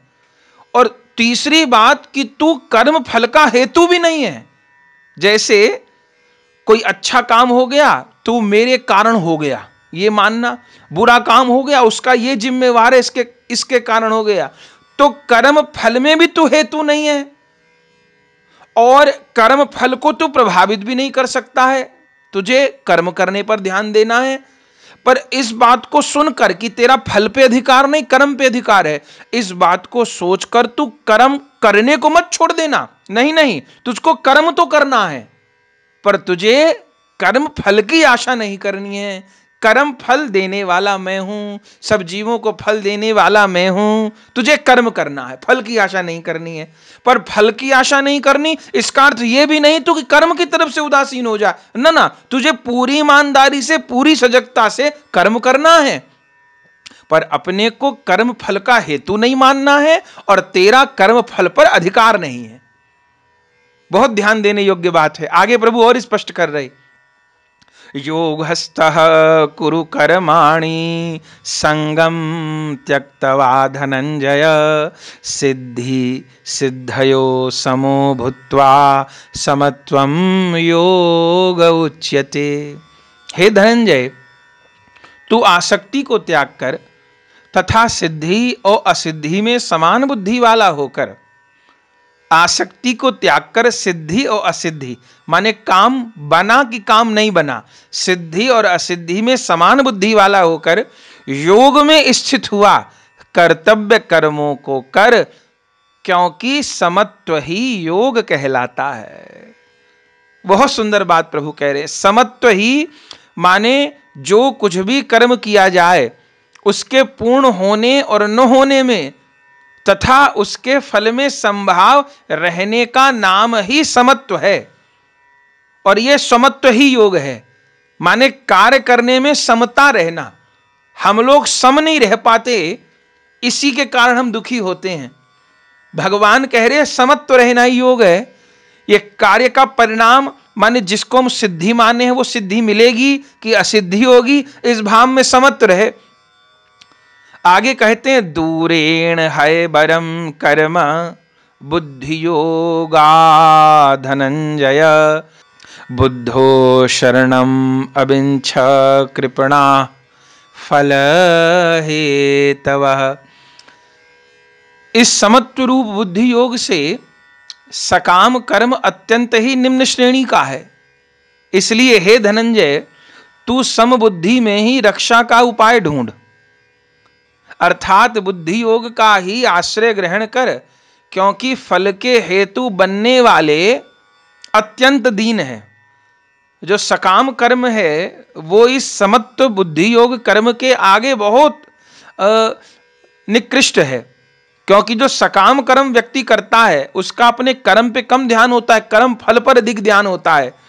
और उस सकाम कर्म करने वाले पर जो भगवत प्रसन्नता के लिए अथवा निष्काम कर्म नहीं कर रहा है, उस सकाम कर्म करने वाले पर जो कर्म करते हुए गलती हुई है उसको दंड प्राप्त होता है, और कर्म फल से भी उसको दुख और सुख की प्राप्ति होती है। माने पहले तो सकाम कर्म पूरा ठीक हो जाए, इस बात का भय, अगर गलती होगी तो दंड मिलेगा, और फिर जो कर्म फल प्राप्त होगा वो भी कर्म फल उस सकाम कर्म करने वाले को बंधन प्रदान अवश्य करेगा। भले वो सिद्धि होती है तब भी प्रदान करेगा, और असिद्धि होती है तब भी वो बंधन प्रदान करेगा। आगे प्रभु कहते हैं, बुद्धि युक्तो जहातीह उभे सुकृत दुष्कृते तस्माद्योगाय युजस्व योगः कर्मसु कौशलम। समबुद्धि युक्त पुरुष पुण्य और पाप दोनों को इसी लोक में त्याग देता है, अर्थात उनसे मुक्त हो जाता है। इससे तू समत्व रूप योग में लग जा। यह समत्व रूप योग ही कर्मों में कुशलता है, अर्थात कर्म बंधन से छूटने का उपाय है। अभी पीछे निवेदन कर दिया कि कर्म किए बिना जीव रह नहीं सकता, और वो कर्म ही जीव को अनंत जन्मों में बंधन में बांधता है। तो स्वयं भगवान अपने मुंह से रहस्योद्घाटन कर रहे हैं कि निष्काम कर्म ही, निष्काम कर्म माने समता रूप कर्म, समता रूप कर्म माने राग और द्वेष में अपने आप को समान रखना। कर्म फल अब जो भी परिणाम होगा मैं सबको स्वीकार करने को तैयार हूं। मुझे मेरे घर जो संतान का जन्म हुआ है उस संतान को मुझे अच्छे से पढ़ाना है, लिखाना है, जो भी मेरे पास साधन है उसके अनुसार बच्चों को भोजन आदि करना है, रहने की सुविधा देनी है, उनको अच्छे से अच्छी पढ़ाई पढ़ानी है, उनका यथा योग्य विवाह कर देना है। तो ये मेरा कर्तव्य कर्म था, तो मैंने ये बिना राग द्वेष के किया तो ठीक था। लेकिन अब ये सोचते हुए कर्म किया कि अब बेटे का विवाह कर दिया मैंने तो अब बहू आकर सेवा करेगी, हमारी मां बाप की सेवा करेगी, बस यही बंधन हो गया। यदि उस संतान की सेवा बिना राग द्वेष के की गई होती कि इनका मेरे द्वारा जन्म हुआ है तो इनके प्रति कर्तव्य पालन ये मेरा कर्तव्य है, मुझे करना ही है, तब तो बंधन नहीं होता और दुख भी नहीं होता। लेकिन मां बाप ने संतान की सेवा की, अब मन के भीतर स्वार्थ भी है, ये बेटा बड़ा होकर के मेरी धन से सेवा करेगा या मेरी तन से सेवा करेगा, मुझे इससे सुख मिलेगा। अब बहू आ गई, अब पुत्र का जन्म होगा, मेरा वंश बढ़ेगा, ये जो आशा है ये बंधन पैदा करेगी। तो कोई प्रश्न कर सकता है कि संतान को हमने पढ़ाया लिखाया, अब उससे आशा न करें? ये कैसे हो सकता है आशा न करें? और वो हमारी सेवा करेंगे, माँ बाप ने सोचा तो गलत तो नहीं सोचा, बहू आई हमारी सेवा करे गलत तो नहीं सोचा, बेटे के घर बेटे का जन्म हो गलत तो नहीं सोचा। देखिए इसी बात को गीता समझा रही है। माने बेटे को सेवा करनी होगी तो वो करेगा, हम चाहेंगे तो भी करेगा और हम नहीं चाहेंगे तो भी करेगा। बेटे के घर बेटा होना है, हम चाहेंगे तो भी होगा और हम नहीं चाहेंगे तो भी होगा। लेकिन हम चाह के बंधन खड़ा कर रहे हैं, हमने चाहा और उसको नहीं करनी है तो नहीं करेगा। अब हमने चाहा तो पहले न करने का जो दुख मिल रहा था, अब हमने चाहा अब वो नहीं कर रहा तो दुगना दुख मिलेगा। माने हमारे चाहने न चाहने से कर्म फल पर कोई प्रभाव नहीं पड़ने वाला, ये भूल है हमारी। तो संतान की जो सेवा है उसको तो करना ही था, राग रख के करते या विरक्ति रख के करते, लेकिन हमने आशा रख के किया तो परिणाम जब विपरीत आया तो वो विपरीत परिणाम इतना दुख देगा, इतना दुख देगा कि उस व्यक्ति को डिप्रेशन में पहुंचा देगा, आत्महत्या तक पहुंचा देगा। आज कितने ऐसे बुजुर्ग लोग वृद्धाश्रम में रहते हैं। एक बार आगरा में एक सज्जन हैं, वो जो बड़ी उम्र के लोग होते हैं, रेस्पेक्टेड एज वाले लोग होते हैं, उनको सम्मान देते हैं, उनकी सेवा भी करते हैं, और अगर उनके बच्चे उनको नहीं रखते तो उनको कानूनी कार्रवाई करनी चाहिए। बेटा बहू युवा हैं और अपने माँ बाप को वृद्धाश्रम में छोड़ के कभी लेने भी नहीं आते, तो वो उन लोगों की सेवा करते हैं, अच्छी बात है।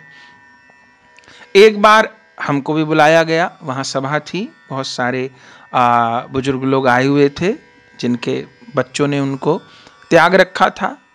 तो इस आशा में बुलाया गया था कि वहाँ हम थोड़ा प्रवचन करेंगे और बच्चों को ये संदेश देंगे कि अपने माता पिता की सेवा किया करें, इस आशय से बुलाया था। वो हमने बोला भी, लेकिन जितनी देर बोला उसमें से 90%, चूंकि वहां उनकी संतान तो बैठी नहीं थी, वो खुद बुजुर्ग लोग बैठे हुए थे, तो जितनी देर हमने बोला उनको आश्चर्य भी हुआ जिन्होंने बुलाया था। उनको आशा थी हम बच्चों को समझाएंगे, पर हमने बच्चों को न समझा करके माँ बाप को ही समझाना शुरू कर दिया। क्यों? हमने ये कहा कि आपकी 60 वर्ष की आयु हो गई, 65 वर्ष की आयु हो गई और आप वृद्धाश्रम में रह रहे हैं, आपके बच्चों ने आपके साथ बुरा किया, आपकी संपत्ति ले ली, आपका घर ले लिया, बिल्कुल दुख की बात है। पर हमने उन बूढ़े दंपतियों को समझाया, थोड़ा गुस्सा भी किया। क्यों? हमने कहा किसने आपको कहा था कि आप अपना सारा घर, अपनी सारी संपत्ति अपने बेटा बेटी के नाम कर दीजिए? और किसने कहा था कि आप उनसे इतनी आशा रखिए? और अब 65 वर्ष की आयु में, 70 वर्ष की आयु में आप अपने बेटा बहू के साथ रहने के लिए ललायित हैं, वो आपको साथ नहीं रखना चाहते, आप उनके साथ रहना चाहते हैं। इस 65 वर्ष की उम्र में 70 वर्ष की उम्र में भी आपकी बेटा बेटी पोता पोती से आसक्ति नहीं निकल रही। हमने कहा इस बीमारी का मूल क्या है? इस बीमारी का मूल यह है कि आपने कर्म करते करते कर्म फल की आसक्ति से चित्त को नहीं हटाया, अरे यदि आपके पुत्र और पुत्री में आसक्ति थी तो आपने श्री कृष्ण को अपना पुत्र क्यों नहीं मान लिया? आपकी बेटा बहू में आसक्ति थी तो राधा गोविंद को, भगवान सीताराम को अपना बेटा बहू क्यों नहीं मान लिया?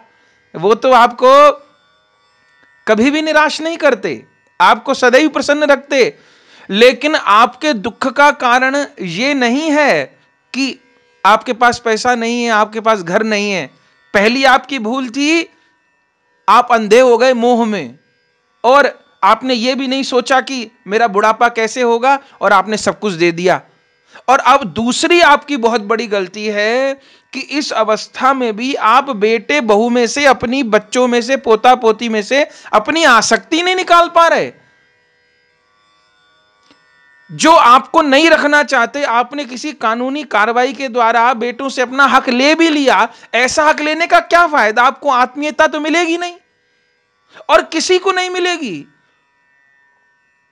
जो बहुत सेवा करता है बेटा अपने मां बाप की, वो मां बाप भी मरणासन्न हो जाएं, यदि मलमूत्र उठाना पड़ जाए, तो बहुत लायक बेटा भी अपने मां बाप के लिए भगवान से प्रार्थना करेगा कि जल्दी इनके प्राण छूटे, इनको परलोक की प्राप्ति हो। तो बुजुर्ग लोगों का दुख क्या है? बुजुर्ग लोगों का सबसे बड़ा दुख होता है कि अब मेरी संतान, मेरे पोता पोती, मेरे बेटा बहू मुझे महत्व नहीं दे रहे। और ये संसार का नियम है, क्योंकि ये बेटे बहू के लिए अपने बच्चे, अपना दामाद, अपनी बेटी, अपनी बहू ज्यादा महत्वपूर्ण हो गई है, माता पिता कम महत्वपूर्ण हो गए हैं। और उन बुजुर्ग लोगों की पीड़ा क्या है कि उन्होंने तो अपनी आसक्ति अपने बच्चों में करी हुई थी, पर उन बच्चों की बेटे बहू की आसक्ति अपनी संतान में हो गई। तो वो बुजुर्ग लोग, अब उनकी तरफ से ध्यान कम हो गया, इसके लिए वो कलप रहे हैं, रो रहे हैं, तड़प रहे हैं। तो इसका समाधान क्या था?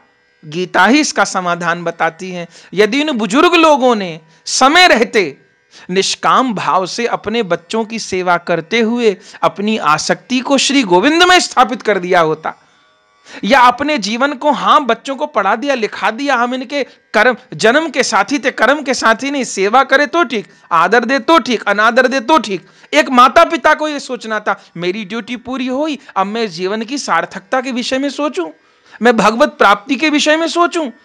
लेकिन मरने के दिन आ गए, लेकिन सारी आशा बेटे से ही लगी है, बहू से ही लगी है, पोते से ही लगी है, रिश्तेदारी से ही लगी है, व्यापार से ही लगी है। तो ये भाव अंततः दुख देगा कि नहीं देगा? क्लेश देगा कि नहीं देगा? ये दृष्टि उन मां बाप के प्रति है। बच्चों को उपदेश देना होगा तो उनके लिए अलग उपदेश होगा, लेकिन इस व्याधि में भी सबसे मूल में कमी तो उन बुजुर्गों की है। क्यों नहीं वे अपने को संभाल पाए? क्यों नहीं वो संतान मोह में इतने अंधे हो गए जो आज रोना पड़ रहा है? समय रहते क्यों नहीं इन्होंने बात को समझ लिया? उन्होंने क्यों नहीं यह सोचा कि आज हमारे स्वयं के मां बाप को शरीर छोड़े 20 साल 25 साल हो गए, हम उनको कितना याद करके रो रहे हैं, जो हम इच्छा करें कि हमारे संतान हमको याद करे, हमारे लिए तड़पे। हम अपने मां बाप के लिए कितना तड़प रहे हैं। यह संसार का नियम है, उसकी आसक्ति निरंतर बदलती रहती है।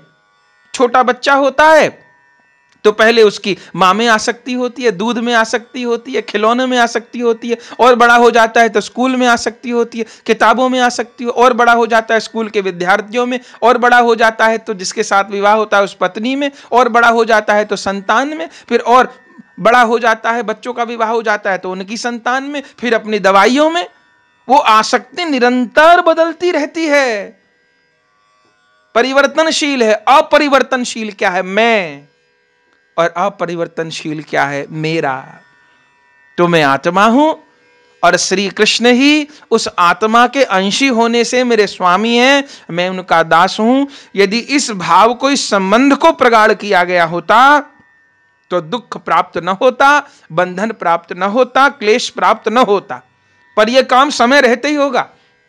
इसलिए भगवान कह रहे हैं, कर्मजं बुद्धियुक्ता हि फलं त्यक्त्वा मनीषिणः जन्म बंध विनिर्मुक्तः पदम गच्छन्त्यनामयम्।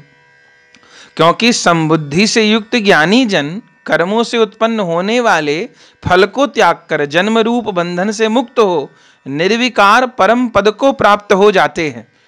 वे फल को त्याग देते हैं, फल की आशा को त्याग देते हैं, इसलिए वो निर्विकार पद को प्राप्त हो जाते हैं। यदा ते मोह कलिलम बुद्धिर वैतीतरिष्यति तदा गंतासि निरवेदम श्रोतव्यस्य श्रुतस्य च।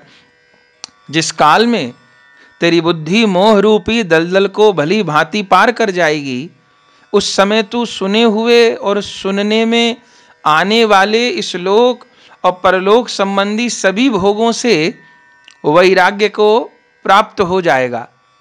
मानी मोह रूपी दलदल ही तुझको निर्णय देने में असमंजस पैदा कर रहा है। जब समत्व भाव को प्राप्त हो जाएगा, राग द्वेष से प्राप्त हो जाएगा, तो लोक परलोक सबका यथार्थ स्वरूप तुझको दृष्टिगोचर हो जाएगा। श्रुति विप्रतिपन्ना ते यदा स्थास्यति निश्चला समाधावचला बुद्धिस्तदा योगम वापस्यसि। भांति भांति के वचनों को सुनने से विचलित हुई तेरी बुद्धि जब परमात्मा में अचल और स्थिर ठहर जाएगी, तब तू योग को प्राप्त हो जाएगा, अर्थात तेरा परमात्मा में नित्य संयोग हो जाएगा। माने बुद्धि जब निश्चय पर पहुंच जाएगी, तब तेरी भटकन समाप्त हो जाएगी, तेरा जो भाव है वो परम स्थिर हो जाएगा, और जितनी भी तुझको भी व्याधि हो रही कि ये करने से क्या होगा, वो करने से क्या होगा, उसका कारण केवल एक अनिश्चयात्मिका बुद्धि है। जब निश्चयात्मिका बुद्धि हो जाएगी, माने कर्म फल में आसक्ति दूर हो जाएगी, तू अपने आप को कर्म फल का हेतु मानना छोड़ देगा, और जो कर्तव्य कर्म है उसमें लापरवाही भी छोड़ देगा। पूरा एकदम सजग होकर के अपने कर्तव्य कर्म को करेगा, कर्म फल की इच्छा को छोड़कर।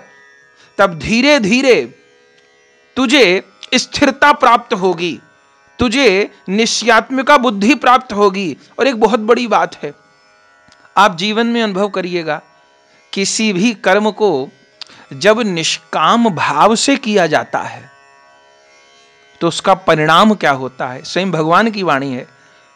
जिस भी कर्म को निष्काम भाव से किया जाता है, कोई भी कर्म, भले वो संसारिक कर्म क्यों ना हो, परिणाम क्या होगा कि उस कर्म से विरक्ति पैदा हो जाएगी, वैराग्य हो जाएगा। जिस भी कर्म को निष्काम भाव से किया जाएगा, हमको चिपकाए कौन रखता है, हमारी सकामता ही हमको चिपकाए रखती है, और वो सकामता हमको सुख नहीं देती, दुख ही दुख देती है। सुख तो छाया में मिलता है, दुख ही दुख मिलता है उस सकामता से, पर वो सकामता हमको चिपकाए रहती है, दुख ही दुख देती है। और जब निष्कामता पूर्वक कर्म होता है तो ऐसा नहीं, वो कर्म और अच्छा होता है। और वो निष्काम भाव से जो कर्म किया जाता है, राग द्वेष में समभाव से जो कर्म किया जाता है, परिणाम यह होता है कि वो उस कर्म से वैराग्य पैदा कर देता है। माने भक्ति करने के लिए जो वैराग्य बहुत आवश्यक है, वो वैराग्य किसी और साधन से नहीं, उस कर्म को करते करते वहां से निष्काम हो जाने पर, निष्काम भाव से कर्म करते रहने पर वो वैराग्य प्राप्त हो जाता है, विरक्ति प्राप्त हो जाती है। तो भगवान कह रहे हैं तुम ऐसे स्थिर बुद्धि वाले हो जाओगे, तब तुमको लोक परलोक की कोई चिंता नहीं रहेगी और तुमको स्वतः समाधान प्राप्त हो जाएगा। इसको सुनकर के अब अर्जुन भगवान से प्रश्न कर रहे हैं। क्या कह रहे हैं अर्जुन? अर्जुन उवाच स्थित प्रज्ञस्य का भाषा समाधिस्थस्य केशव स्थिद्धि किम प्रभाषेत किमासीत व्रजेत किम। अर्जुन बोले, हे केशव, समाधि में स्थित परमात्मा को प्राप्त हुए स्थिर बुद्धि पुरुष का क्या लक्षण है? वह स्थिर बुद्धि पुरुष कैसे बोलता है, कैसे बैठता है और कैसे चलता है? यहाँ 54वें श्लोक में अब भगवान ने इतना जब वर्णन किया ना स्थिर बुद्धि वाले का, निश्चयात्मिका बुद्धि वाले का, तो एक नियम है, जिस वस्तु की महिमा गा उसको जानने की, समझने की इच्छा होती है। तो भगवान इतना वर्णन किए 53 श्लोक तक। अब अर्जुन के मन में आ गया कि जो निश्चयात्मिका बुद्धि वाले हैं जो समता रूप कर्म करने वाले हैं, माने जो स्थित प्रज्ञ संत जन हैं, उनके लक्षण कैसे होते हैं, क्योंकि उन लक्षणों से अर्जुन अपने आप को तोलना चाहते हैं। वो लोग कैसे होते हैं, उनकी रहनी कैसी होती है, उठना बैठना चलना कैसा होता है। तो भगवान अब आगे स्थित प्रज्ञ जो संत गण हैं उनका वर्णन कर रहे हैं। श्री भगवान उवाच प्रजहाति यदा कामान सर्वान् पार्थ मनोगतान् आत्मन्येवात्मना तुष्टः स्थित प्रज्ञस्तदोच्यते। श्री भगवान बोले, हे अर्जुन, जिस काल में यह पुरुष मन में स्थित संपूर्ण कामनाओं को भली भांति त्याग देता है और आत्मा से आत्मा में ही संतुष्ट रहता है, उस काल में वह स्थित प्रज्ञ कहा जाता है। माने सब कामनाओं का हृदय से त्याग हो गया और अपने आप में संतुष्ट हो गया। आठम जथा लाभ संतोषा, सपने नहीं देखे परदोषा। जो अपने आप में संतुष्ट है, वो अपने आप में स्थिर है। चाह गई चिंता गई मनवा बेपरवाह, जाको कछु नहीं चाहिए सो साहन को साह। तो अपने आप में वो संतुष्ट स्थित प्रज्ञ कहलाता है। उसका कैसा स्वरूप होता है?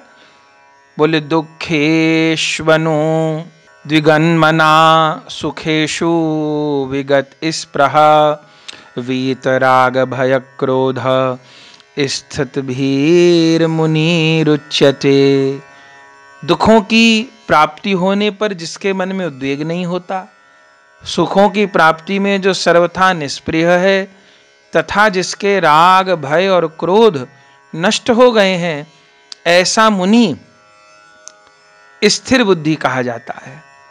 राग द्वेष समाप्त हो गए हैं, ऐसा व्यक्ति स्थित प्रज्ञ कहा जाता है। और क्या लक्षण है? यह सर्वत्रान भिस्नेह ततप्राप्य शुभाशुभम नाभिनंदति न द्वेष्टि तस्य प्रज्ञा प्रतिष्ठिता। जो पुरुष सर्वत्र स्नेह रहित हुआ, उस शुभ या अशुभ वस्तु को प्राप्त होकर न प्रसन्न होता है और न द्वेष करता है, उसकी बुद्धि स्थिर है। माने प्रसन्नता के समय में कारण होने पर कोई बहुत प्रसन्न नहीं हो गया और कोई दुख का कारण होने पर पागल नहीं हो गया, वह स्थित प्रज्ञ पुरुष का लक्षण है। और क्या लक्षण है?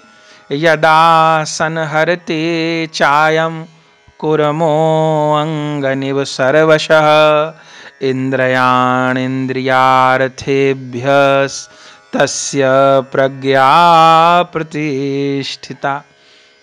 और कछुआ सब ओर से अपने अंगों को जैसे समेट लेता है।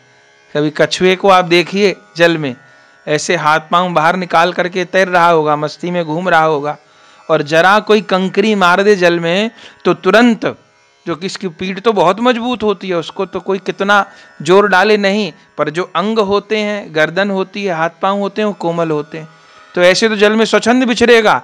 पर जैसे कोई कंकरी डाल देगा तो तुरंत अपने हाथ पांव गर्दन को भीतर सिकुड़ लेगा अपनी पीठ के नीचे। तो भगवान बहुत सुंदर शब्द का उपयोग कर रहे हैं, कुर्मो अंग निव सर्वशः। जैसे कछुआ, तो जैसे कछुआ सब ओर से अपने अंगों को समेट लेता है, वैसे ही जब यह पुरुष इंद्रियों के विषयों से इंद्रियों को सब प्रकार से हटा लेता है, तब उसकी बुद्धि स्थिर है, ऐसा समझना चाहिए। बहुत सुंदर कह रहे हैं कि संसार में विचरण कर रहा है, जल में विचरण कर रहा है कछुआ, पर जैसे ही कंकरी पड़ी ऐसे ही अपने अंगों को समेट लिया। ऐसे ही सचेतता पूर्वक, सावधानी पूर्वक सब कर्म किया, लेकिन आसक्त होने का अवसर आते ही विषयों से अपनी इंद्रियों को भीतर खींच लिया। कहां खींच लिया? इस भाव में खींच लिया कि मैं आत्मा हूं, मैं शरीर नहीं हूं। हम जब जब मोह के बंधन में पड़ते हैं तब तब पड़ते हैं जब अपने को शरीर मान लेते हैं। भौतिकवाद ही अनर्थ की जड़ पैदा करता है। और जब अपने आप को शरीर नहीं मानेंगे तब कर्म भी बहुत अच्छा होगा। योग कर्म सुकौशलम, कार्य बहुत अच्छा होगा, उसका परिणाम भी बहुत अच्छा होगा और धन्य है उस कर्म को करते हुए हम अटकेंगे भी नहीं। बहुत सुंदर उदाहरण महादेव भगवान दे रहे हैं।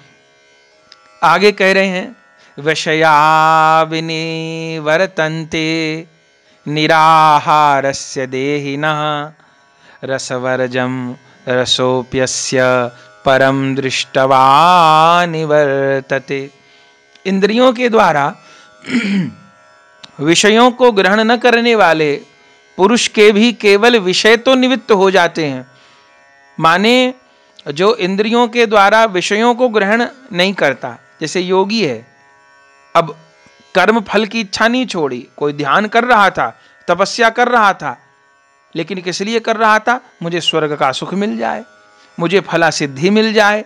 मैं उस महात्मा को, जैसे उदाहरण के लिए विश्वामित्र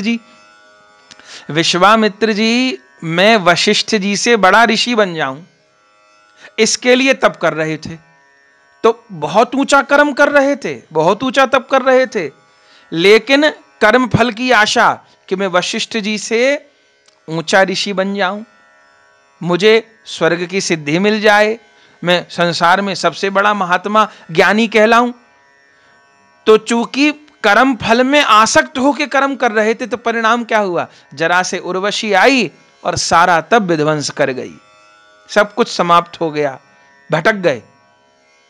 तो इंद्रियों के द्वारा विषयों को छोड़ा, लेकिन जितने समय इंद्रिय के विषयों को छोड़ा तो विषय से तो निवृत्त हो गए, लेकिन उन विषयों में रहने वाली आसक्ति से निवृत्त नहीं हुए। तो क्या हुआ? उर्वशी के आते ही वो सारा वैराग्य धूल हो गया और पापाचरण में लिप्त हो गए। परिणाम यह हुआ कि उस तपस्या के स्तर से नीचे गिर गए। इसका कारण क्या था? कि तप तो बहुत ऊंचा, कर्म तो बहुत ऊंचा, लेकिन ऊंची से ऊंची क्रिया करने पर भी कर्म फल की आसक्ति नहीं छूटी, सकामता नहीं छूटी। तो परिणाम यह हुआ कि जरा विषय का संग मिला, तो चूंकि विषय तो छूट गया पर विषय की आसक्ति तो निवृत्त नहीं हुई, तो पतन हो गया। तो भगवान कह रहे हैं इंद्रियों के द्वारा विषयों को ग्रहण न करने वाले पुरुष के भी केवल विषय तो निवृत्त हो जाते हैं, परंतु उनमें रहने वाली आसक्ति निवृत्त नहीं होती। लेकिन जो स्थित प्रज्ञ पुरुष है, इस स्थित प्रज्ञ पुरुष की तो आसक्ति भी परमात्मा का साक्षात करके निवृत्त हो जाती है। विषय तो निवृत्त हो जाते हैं, पर निश्चयात्मिका बुद्धि है, श्री गोविंद की प्रसन्नता ही कर्म करने का लक्ष्य है, तो विषय भी निवृत्त होते हैं और विषयों की जो आसक्ति है वो भी निवृत्त हो जाती। फिर उर्वशी क्या करोड़ों अप्सराएं आ जाएं तब भी ध्यान विचलित नहीं होगा। क्यों? क्योंकि गोविंद की रूप माधुरी का पान कर चुका है। अब करोड़ करोड़ अप्सराओं का जो रूप सौंदर्य है वो प्रभावित नहीं कर पाएगा, क्योंकि ऐसा परम सौंदर्य उसने अनुभव कर लिया है। तो होता क्या है? भगवान वर्णन कर रहे हैं, यत्तो व्यापी कौन्तेय पुरुषस्य विपश्चितः इंद्रियाणि प्रमाथीनि हरन्ति प्रसभम मन। हे अर्जुन, आसक्ति का नाश न होने के कारण ये प्रमथन स्वभाव वाली इंद्रियां यत्न करते हुए बुद्धिमान पुरुष के मन को भी बलात् हर लेती हैं। आसक्ति का नाश हुआ नहीं, कर्म फल में आसक्ति पूरी बनी हुई है। क्या होगा? क्या होगा? क्या होगा? केवल बाहर से विषयों को छोड़ा तो कभी भी विषय का आवेग उस साधक को, उस योगी को गिरा देता है। तो इसलिए क्या करना चाहिए? बोले तानि सर्वाणि संयम्य युक्त आसीत मत्परः वशे हि यस्येन्द्रियाणि तस्य प्रज्ञा प्रतिष्ठिता।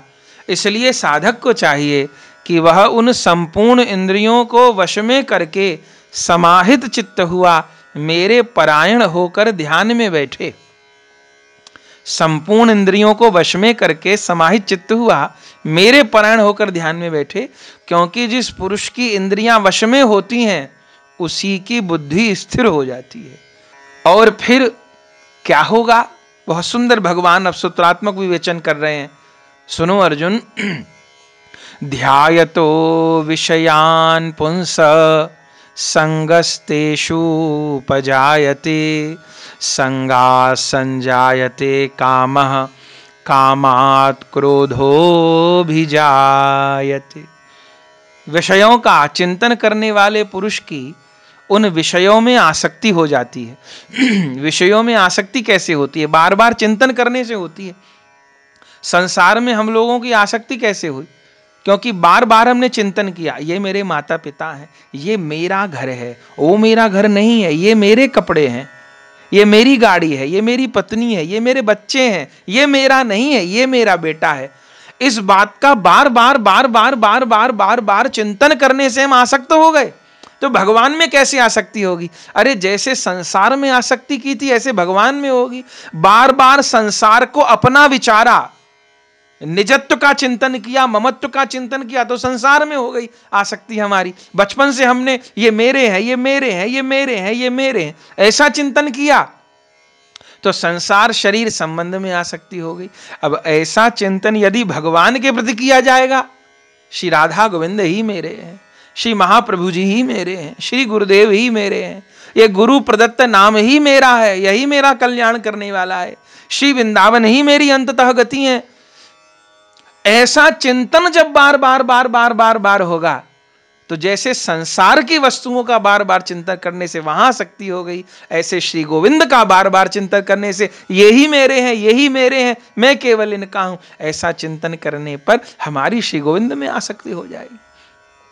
तो विषयों का चिंतन करने वाले पुरुष की उन विषयों में आसक्ति हो जाती है और आसक्ति से उन विषयों की कामना उत्पन्न हो जाती है, फिर प्राप्त करने की इच्छा होती है और फिर कामना में विघ्न पड़ने से क्रोध उत्पन्न होता है।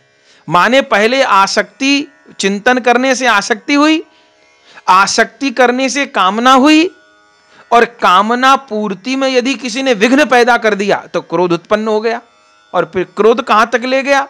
भगवान कहते हैं क्रोधाद् भवति सम्मोह सम्मोहात् स्मृति विभ्रमः स्मृति भ्रंशाद बुद्धिनाशो बुद्धिनाशात् प्रणश्यति। बार बार विषयों का चिंतन करने से आसक्ति पैदा हुई, आसक्ति से कामना पैदा हुई, कामना में जब विघ्न हो गए, आप संसार में सबकी सब कामना पूरी हो नहीं सकती। संतों का नियम है, आज तक जिसको भी संसार मिला है अधूरा मिला है, पूरा नहीं मिला, और आज तक जिसको भी भगवान मिले हैं पूरे मिले, अधूरे नहीं मिले। तो संसार सबको अधूरा मिलता है, माने सबकी कामना पूरी होती नहीं। जब कामना में विघ्न होता है तो क्रोध उत्पन्न होता है, और क्रोध से क्या होता है? भगवान कह रहे हैं क्रोध से अत्यंत मूढ़ भाव उत्पन्न हो जाता है, मूर्खता उत्पन्न हो जाती है, और उस मूढ़ भाव से स्मृति में भ्रम पैदा हो जाता है, भ्रम हो जाता है, और स्मृति में भ्रम हो जाने से, संदेह हो जाने से बुद्धि अर्थात ज्ञान शक्ति का ही नाश हो जाता है। और भैया बुद्धि का नाश हो जाने से तो उस व्यक्ति का ही नाश हो जाता है। बुद्धि का नाश हो जाने से यह पुरुष अपनी स्थिति से ही गिर जाता है। तो आप सोचिए कि गिरने का मूल क्या हुआ? बार बार विषय का चिंतन हुआ, बार बार वस्तु का, व्यक्ति का, पदार्थ का चिंतन हुआ, और चिंतन करते करते यह परिणाम हो गया कि आसक्ति उत्पन्न हो गई। आसक्ति उत्पन्न होने पर उसको प्राप्त करने की कामना उत्पन्न हो गई, कामना में विघ्न होने से क्रोध उत्पन्न हो गया, क्रोध उत्पन्न होने से मूढ़ भाव उत्पन्न हो गया, मूढ़ भाव उत्पन्न होने से स्मृति में भ्रम पैदा हो गया, स्मृति में भ्रम पैदा होने से बुद्धि का नाश हो गया, और बुद्धि का नाश होने से उस साधक का नाश हो गया। तो सबके मूल में क्या हुआ? फिर सबके मूल में हुआ चिंतन। तो भैया अपने चिंतन को ही श्री कृष्ण से जोड़ना है, गोविंद से जोड़ना है, अपने चिंतन को ही संभालना है। हम जैसा चिंतन करेंगे हम वैसे ही बन जाएंगे। पूरा भगवान पूरा वैज्ञानिक वर्णन कर रहे हैं इस 63 और 62 श्लोक में, पूरा वर्णन कर रहे हैं कैसे कैसे क्या क्या होता है। तो अपने चिंतन को संभालना है, जिस साधक को अपने को संभालना है, अपने जीवन को संभालना है, अपने आगे के जन्मों को संभालना है, अपने प्रारब्ध को संभालना है, 84 लाख योनियों के चक्र से छूटना, उसको अपना चिंतन संभालना पड़ेगा। अपने चिंतन को गंदा नहीं होने देना, चिंतन गंदा हो गया, चिंतन गिर गया तो हम गिर गए, जन्म जन्म बिगड़ जाएंगे। अपने चिंतन को संभालना है। ओह, बहुत सुंदर भगवान वर्णन कर रहे हैं। राग द्वेष वियुक्तेस्तु विषयानिन्द्रियश्चरन् आत्मवश्यैर् विधेयात्मा प्रसादम धी गच्छति। परंतु अपने अधीन किए हुए अंतःकरण वाला साधक अपने वश में की हुई राग द्वेष से रहित इंद्रियों द्वारा विषयों में विचरण करता हुआ अंतःकरण की प्रसन्नता को प्राप्त होता है। माने कि यदि निष्काम भाव से कर्म करेगा तो कर्म करते हुए भी आसक्त नहीं होगा, बंधे नहीं होगा और अपने अंतःकरण को प्रसन्नता देने वाला होगा। और उसका क्या परिणाम होगा? प्रसादे सर्व दुखानां हानिरस्योपजायते प्रसन्न चेतसो ह्याशु बुद्धि पर्यवतिष्ठते। अंतःकरण की प्रसन्नता होने पर इसके संपूर्ण दुखों का अभाव हो जाता है और उस प्रसन्न चित्त वाले कर्म योगी की बुद्धि शीघ्र ही सब ओर से हटकर एक परमात्मा में ही भली भांति स्थिर हो जाती है। माने निष्काम भाव से कर्म किए, कर्म फल में आसक्ति के बिना कर्म किए तो परिणाम क्या होगा? अभी जो निवेदन किए उस कर्म से संसार से वैराग्य हो जाएगा और श्री गोविंद के चरणों में बुद्धि स्थिर हो जाएगी। प्रेम पैदा करने के लिए जो वैराग्य का धरातल चाहिए वो वैराग्य प्राप्त करने में कितनी कठिनाई होती है, वो उस भक्त को स्वतः प्राप्त हो जाएगा, बहुत आसानी से प्राप्त हो जाएगा यदि कर्म फल की इच्छा छोड़ करके वो कर्म करेगा। तो फिर क्या होगा? नास्ति बुद्धिर्युक्तस्य न चायुक्तस्य भावना न चा भावयतः शांतिर्शांतस्य कुतः सुखम। न जीते हुए मन और इंद्रियों वाले पुरुष में निश्चयात्मिका बुद्धि नहीं होती।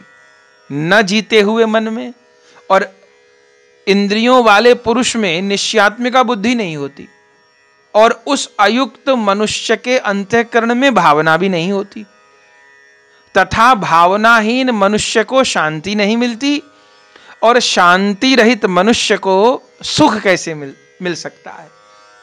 माने कि गोविंद चरण प्राप्ति की भावना नहीं, निष्कामता की भावना नहीं, तो जीव को अशांत कौन किए रहती है? सकामता।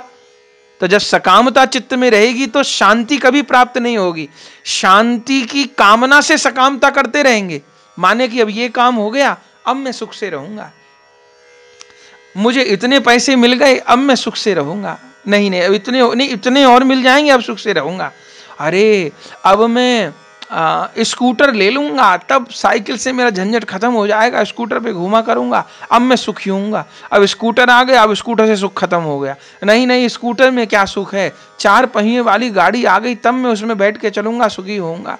अब वो भी आ गई, अरे 4 पहिए वाली गाड़ी तो है पर बहुत छोटी है, इसमें एसी नहीं है, जब बड़ी गाड़ी होगी, बढ़िया एसी होगा, तब मैं सुखी होऊंगा।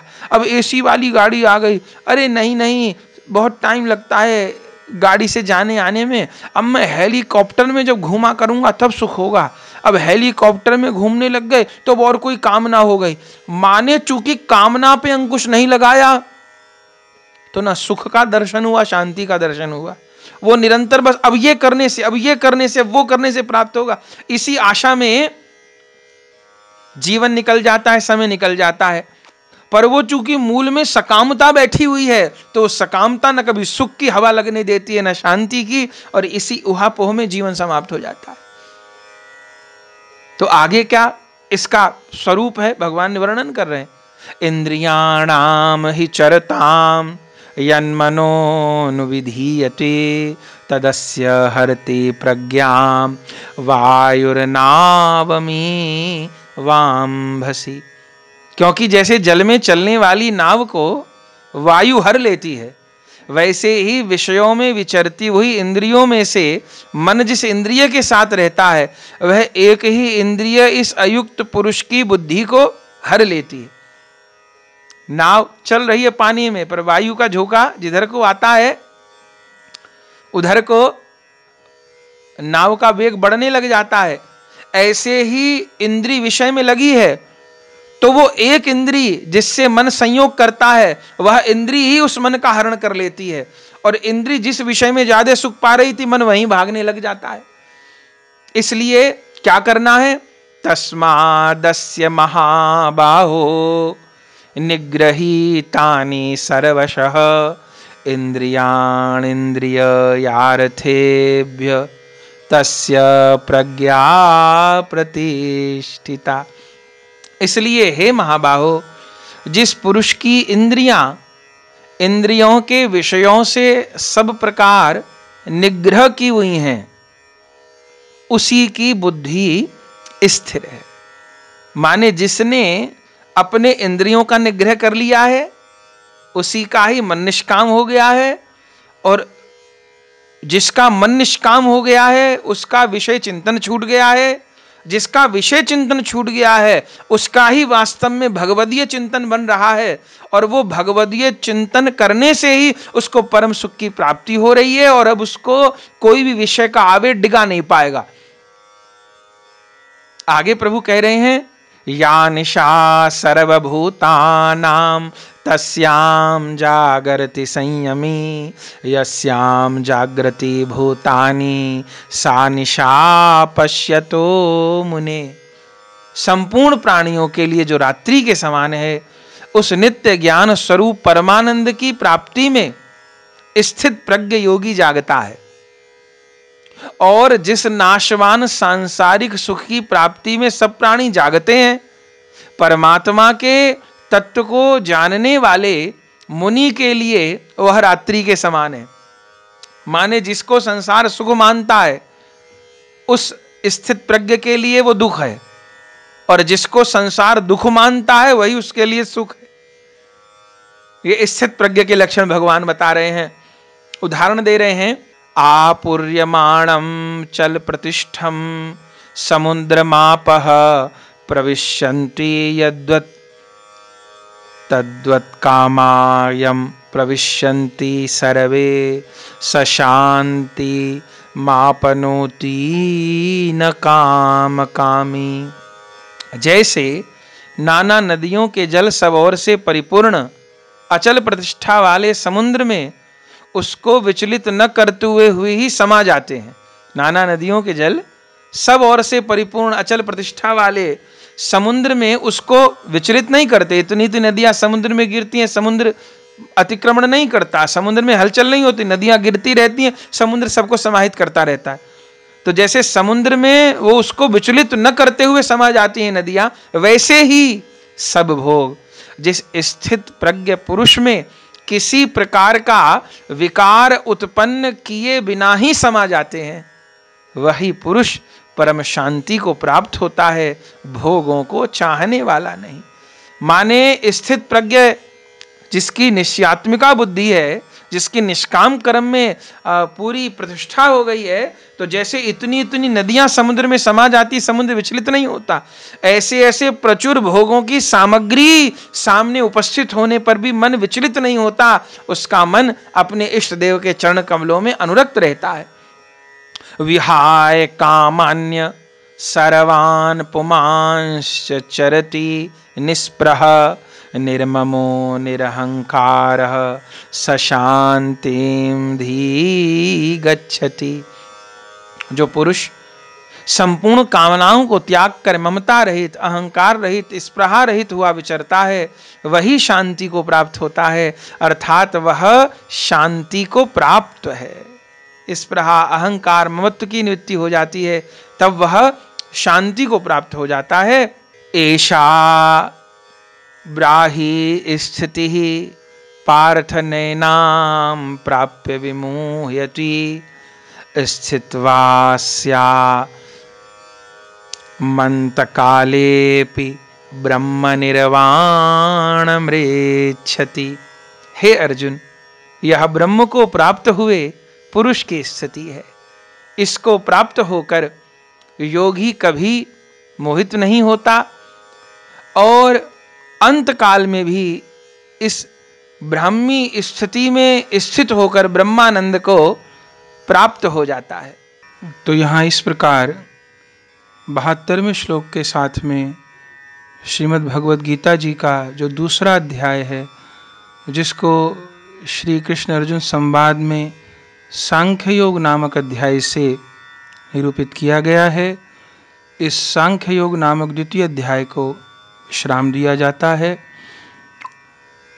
इस अध्याय को सांख्य योग इसीलिए कहा गया चूँकि प्रारंभ में भगवान ने ज्ञानोपदेश करके ज्ञान योग के माध्यम से इस संसार की असारता का बोध कराया, देह की नश्वरता का बोध कराया।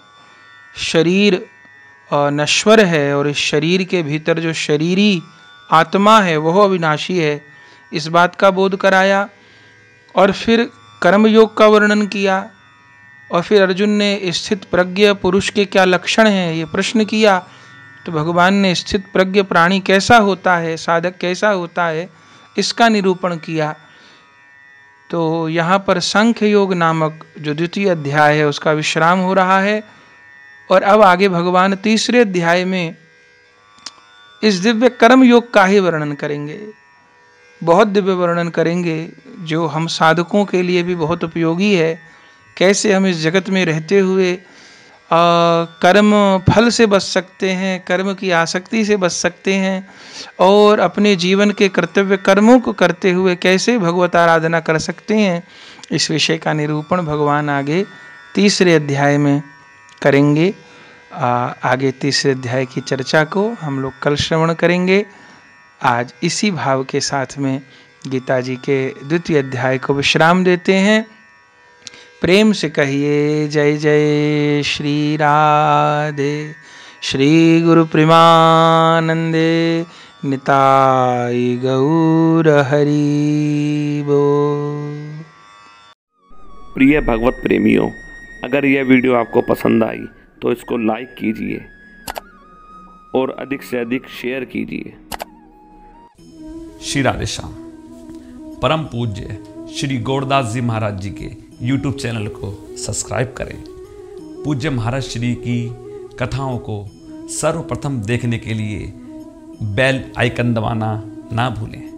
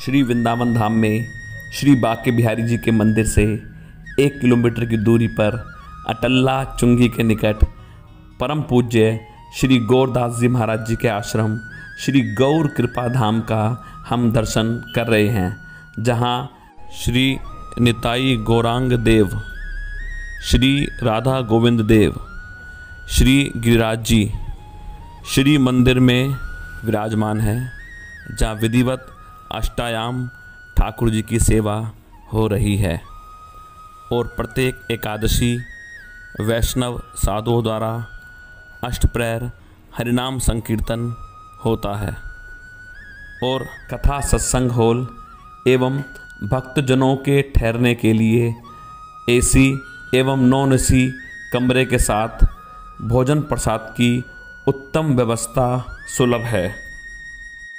यदि आप परम पूज्य श्री गौरदास जी महाराज जी के आश्रम श्री गौर कृपा धाम में ठहरना चाहते हैं या कोई जानकारी प्राप्त करना चाहते हैं तो संस्था के नंबरों पर संपर्क कर सकते हैं। हमारा नंबर है 9958163312।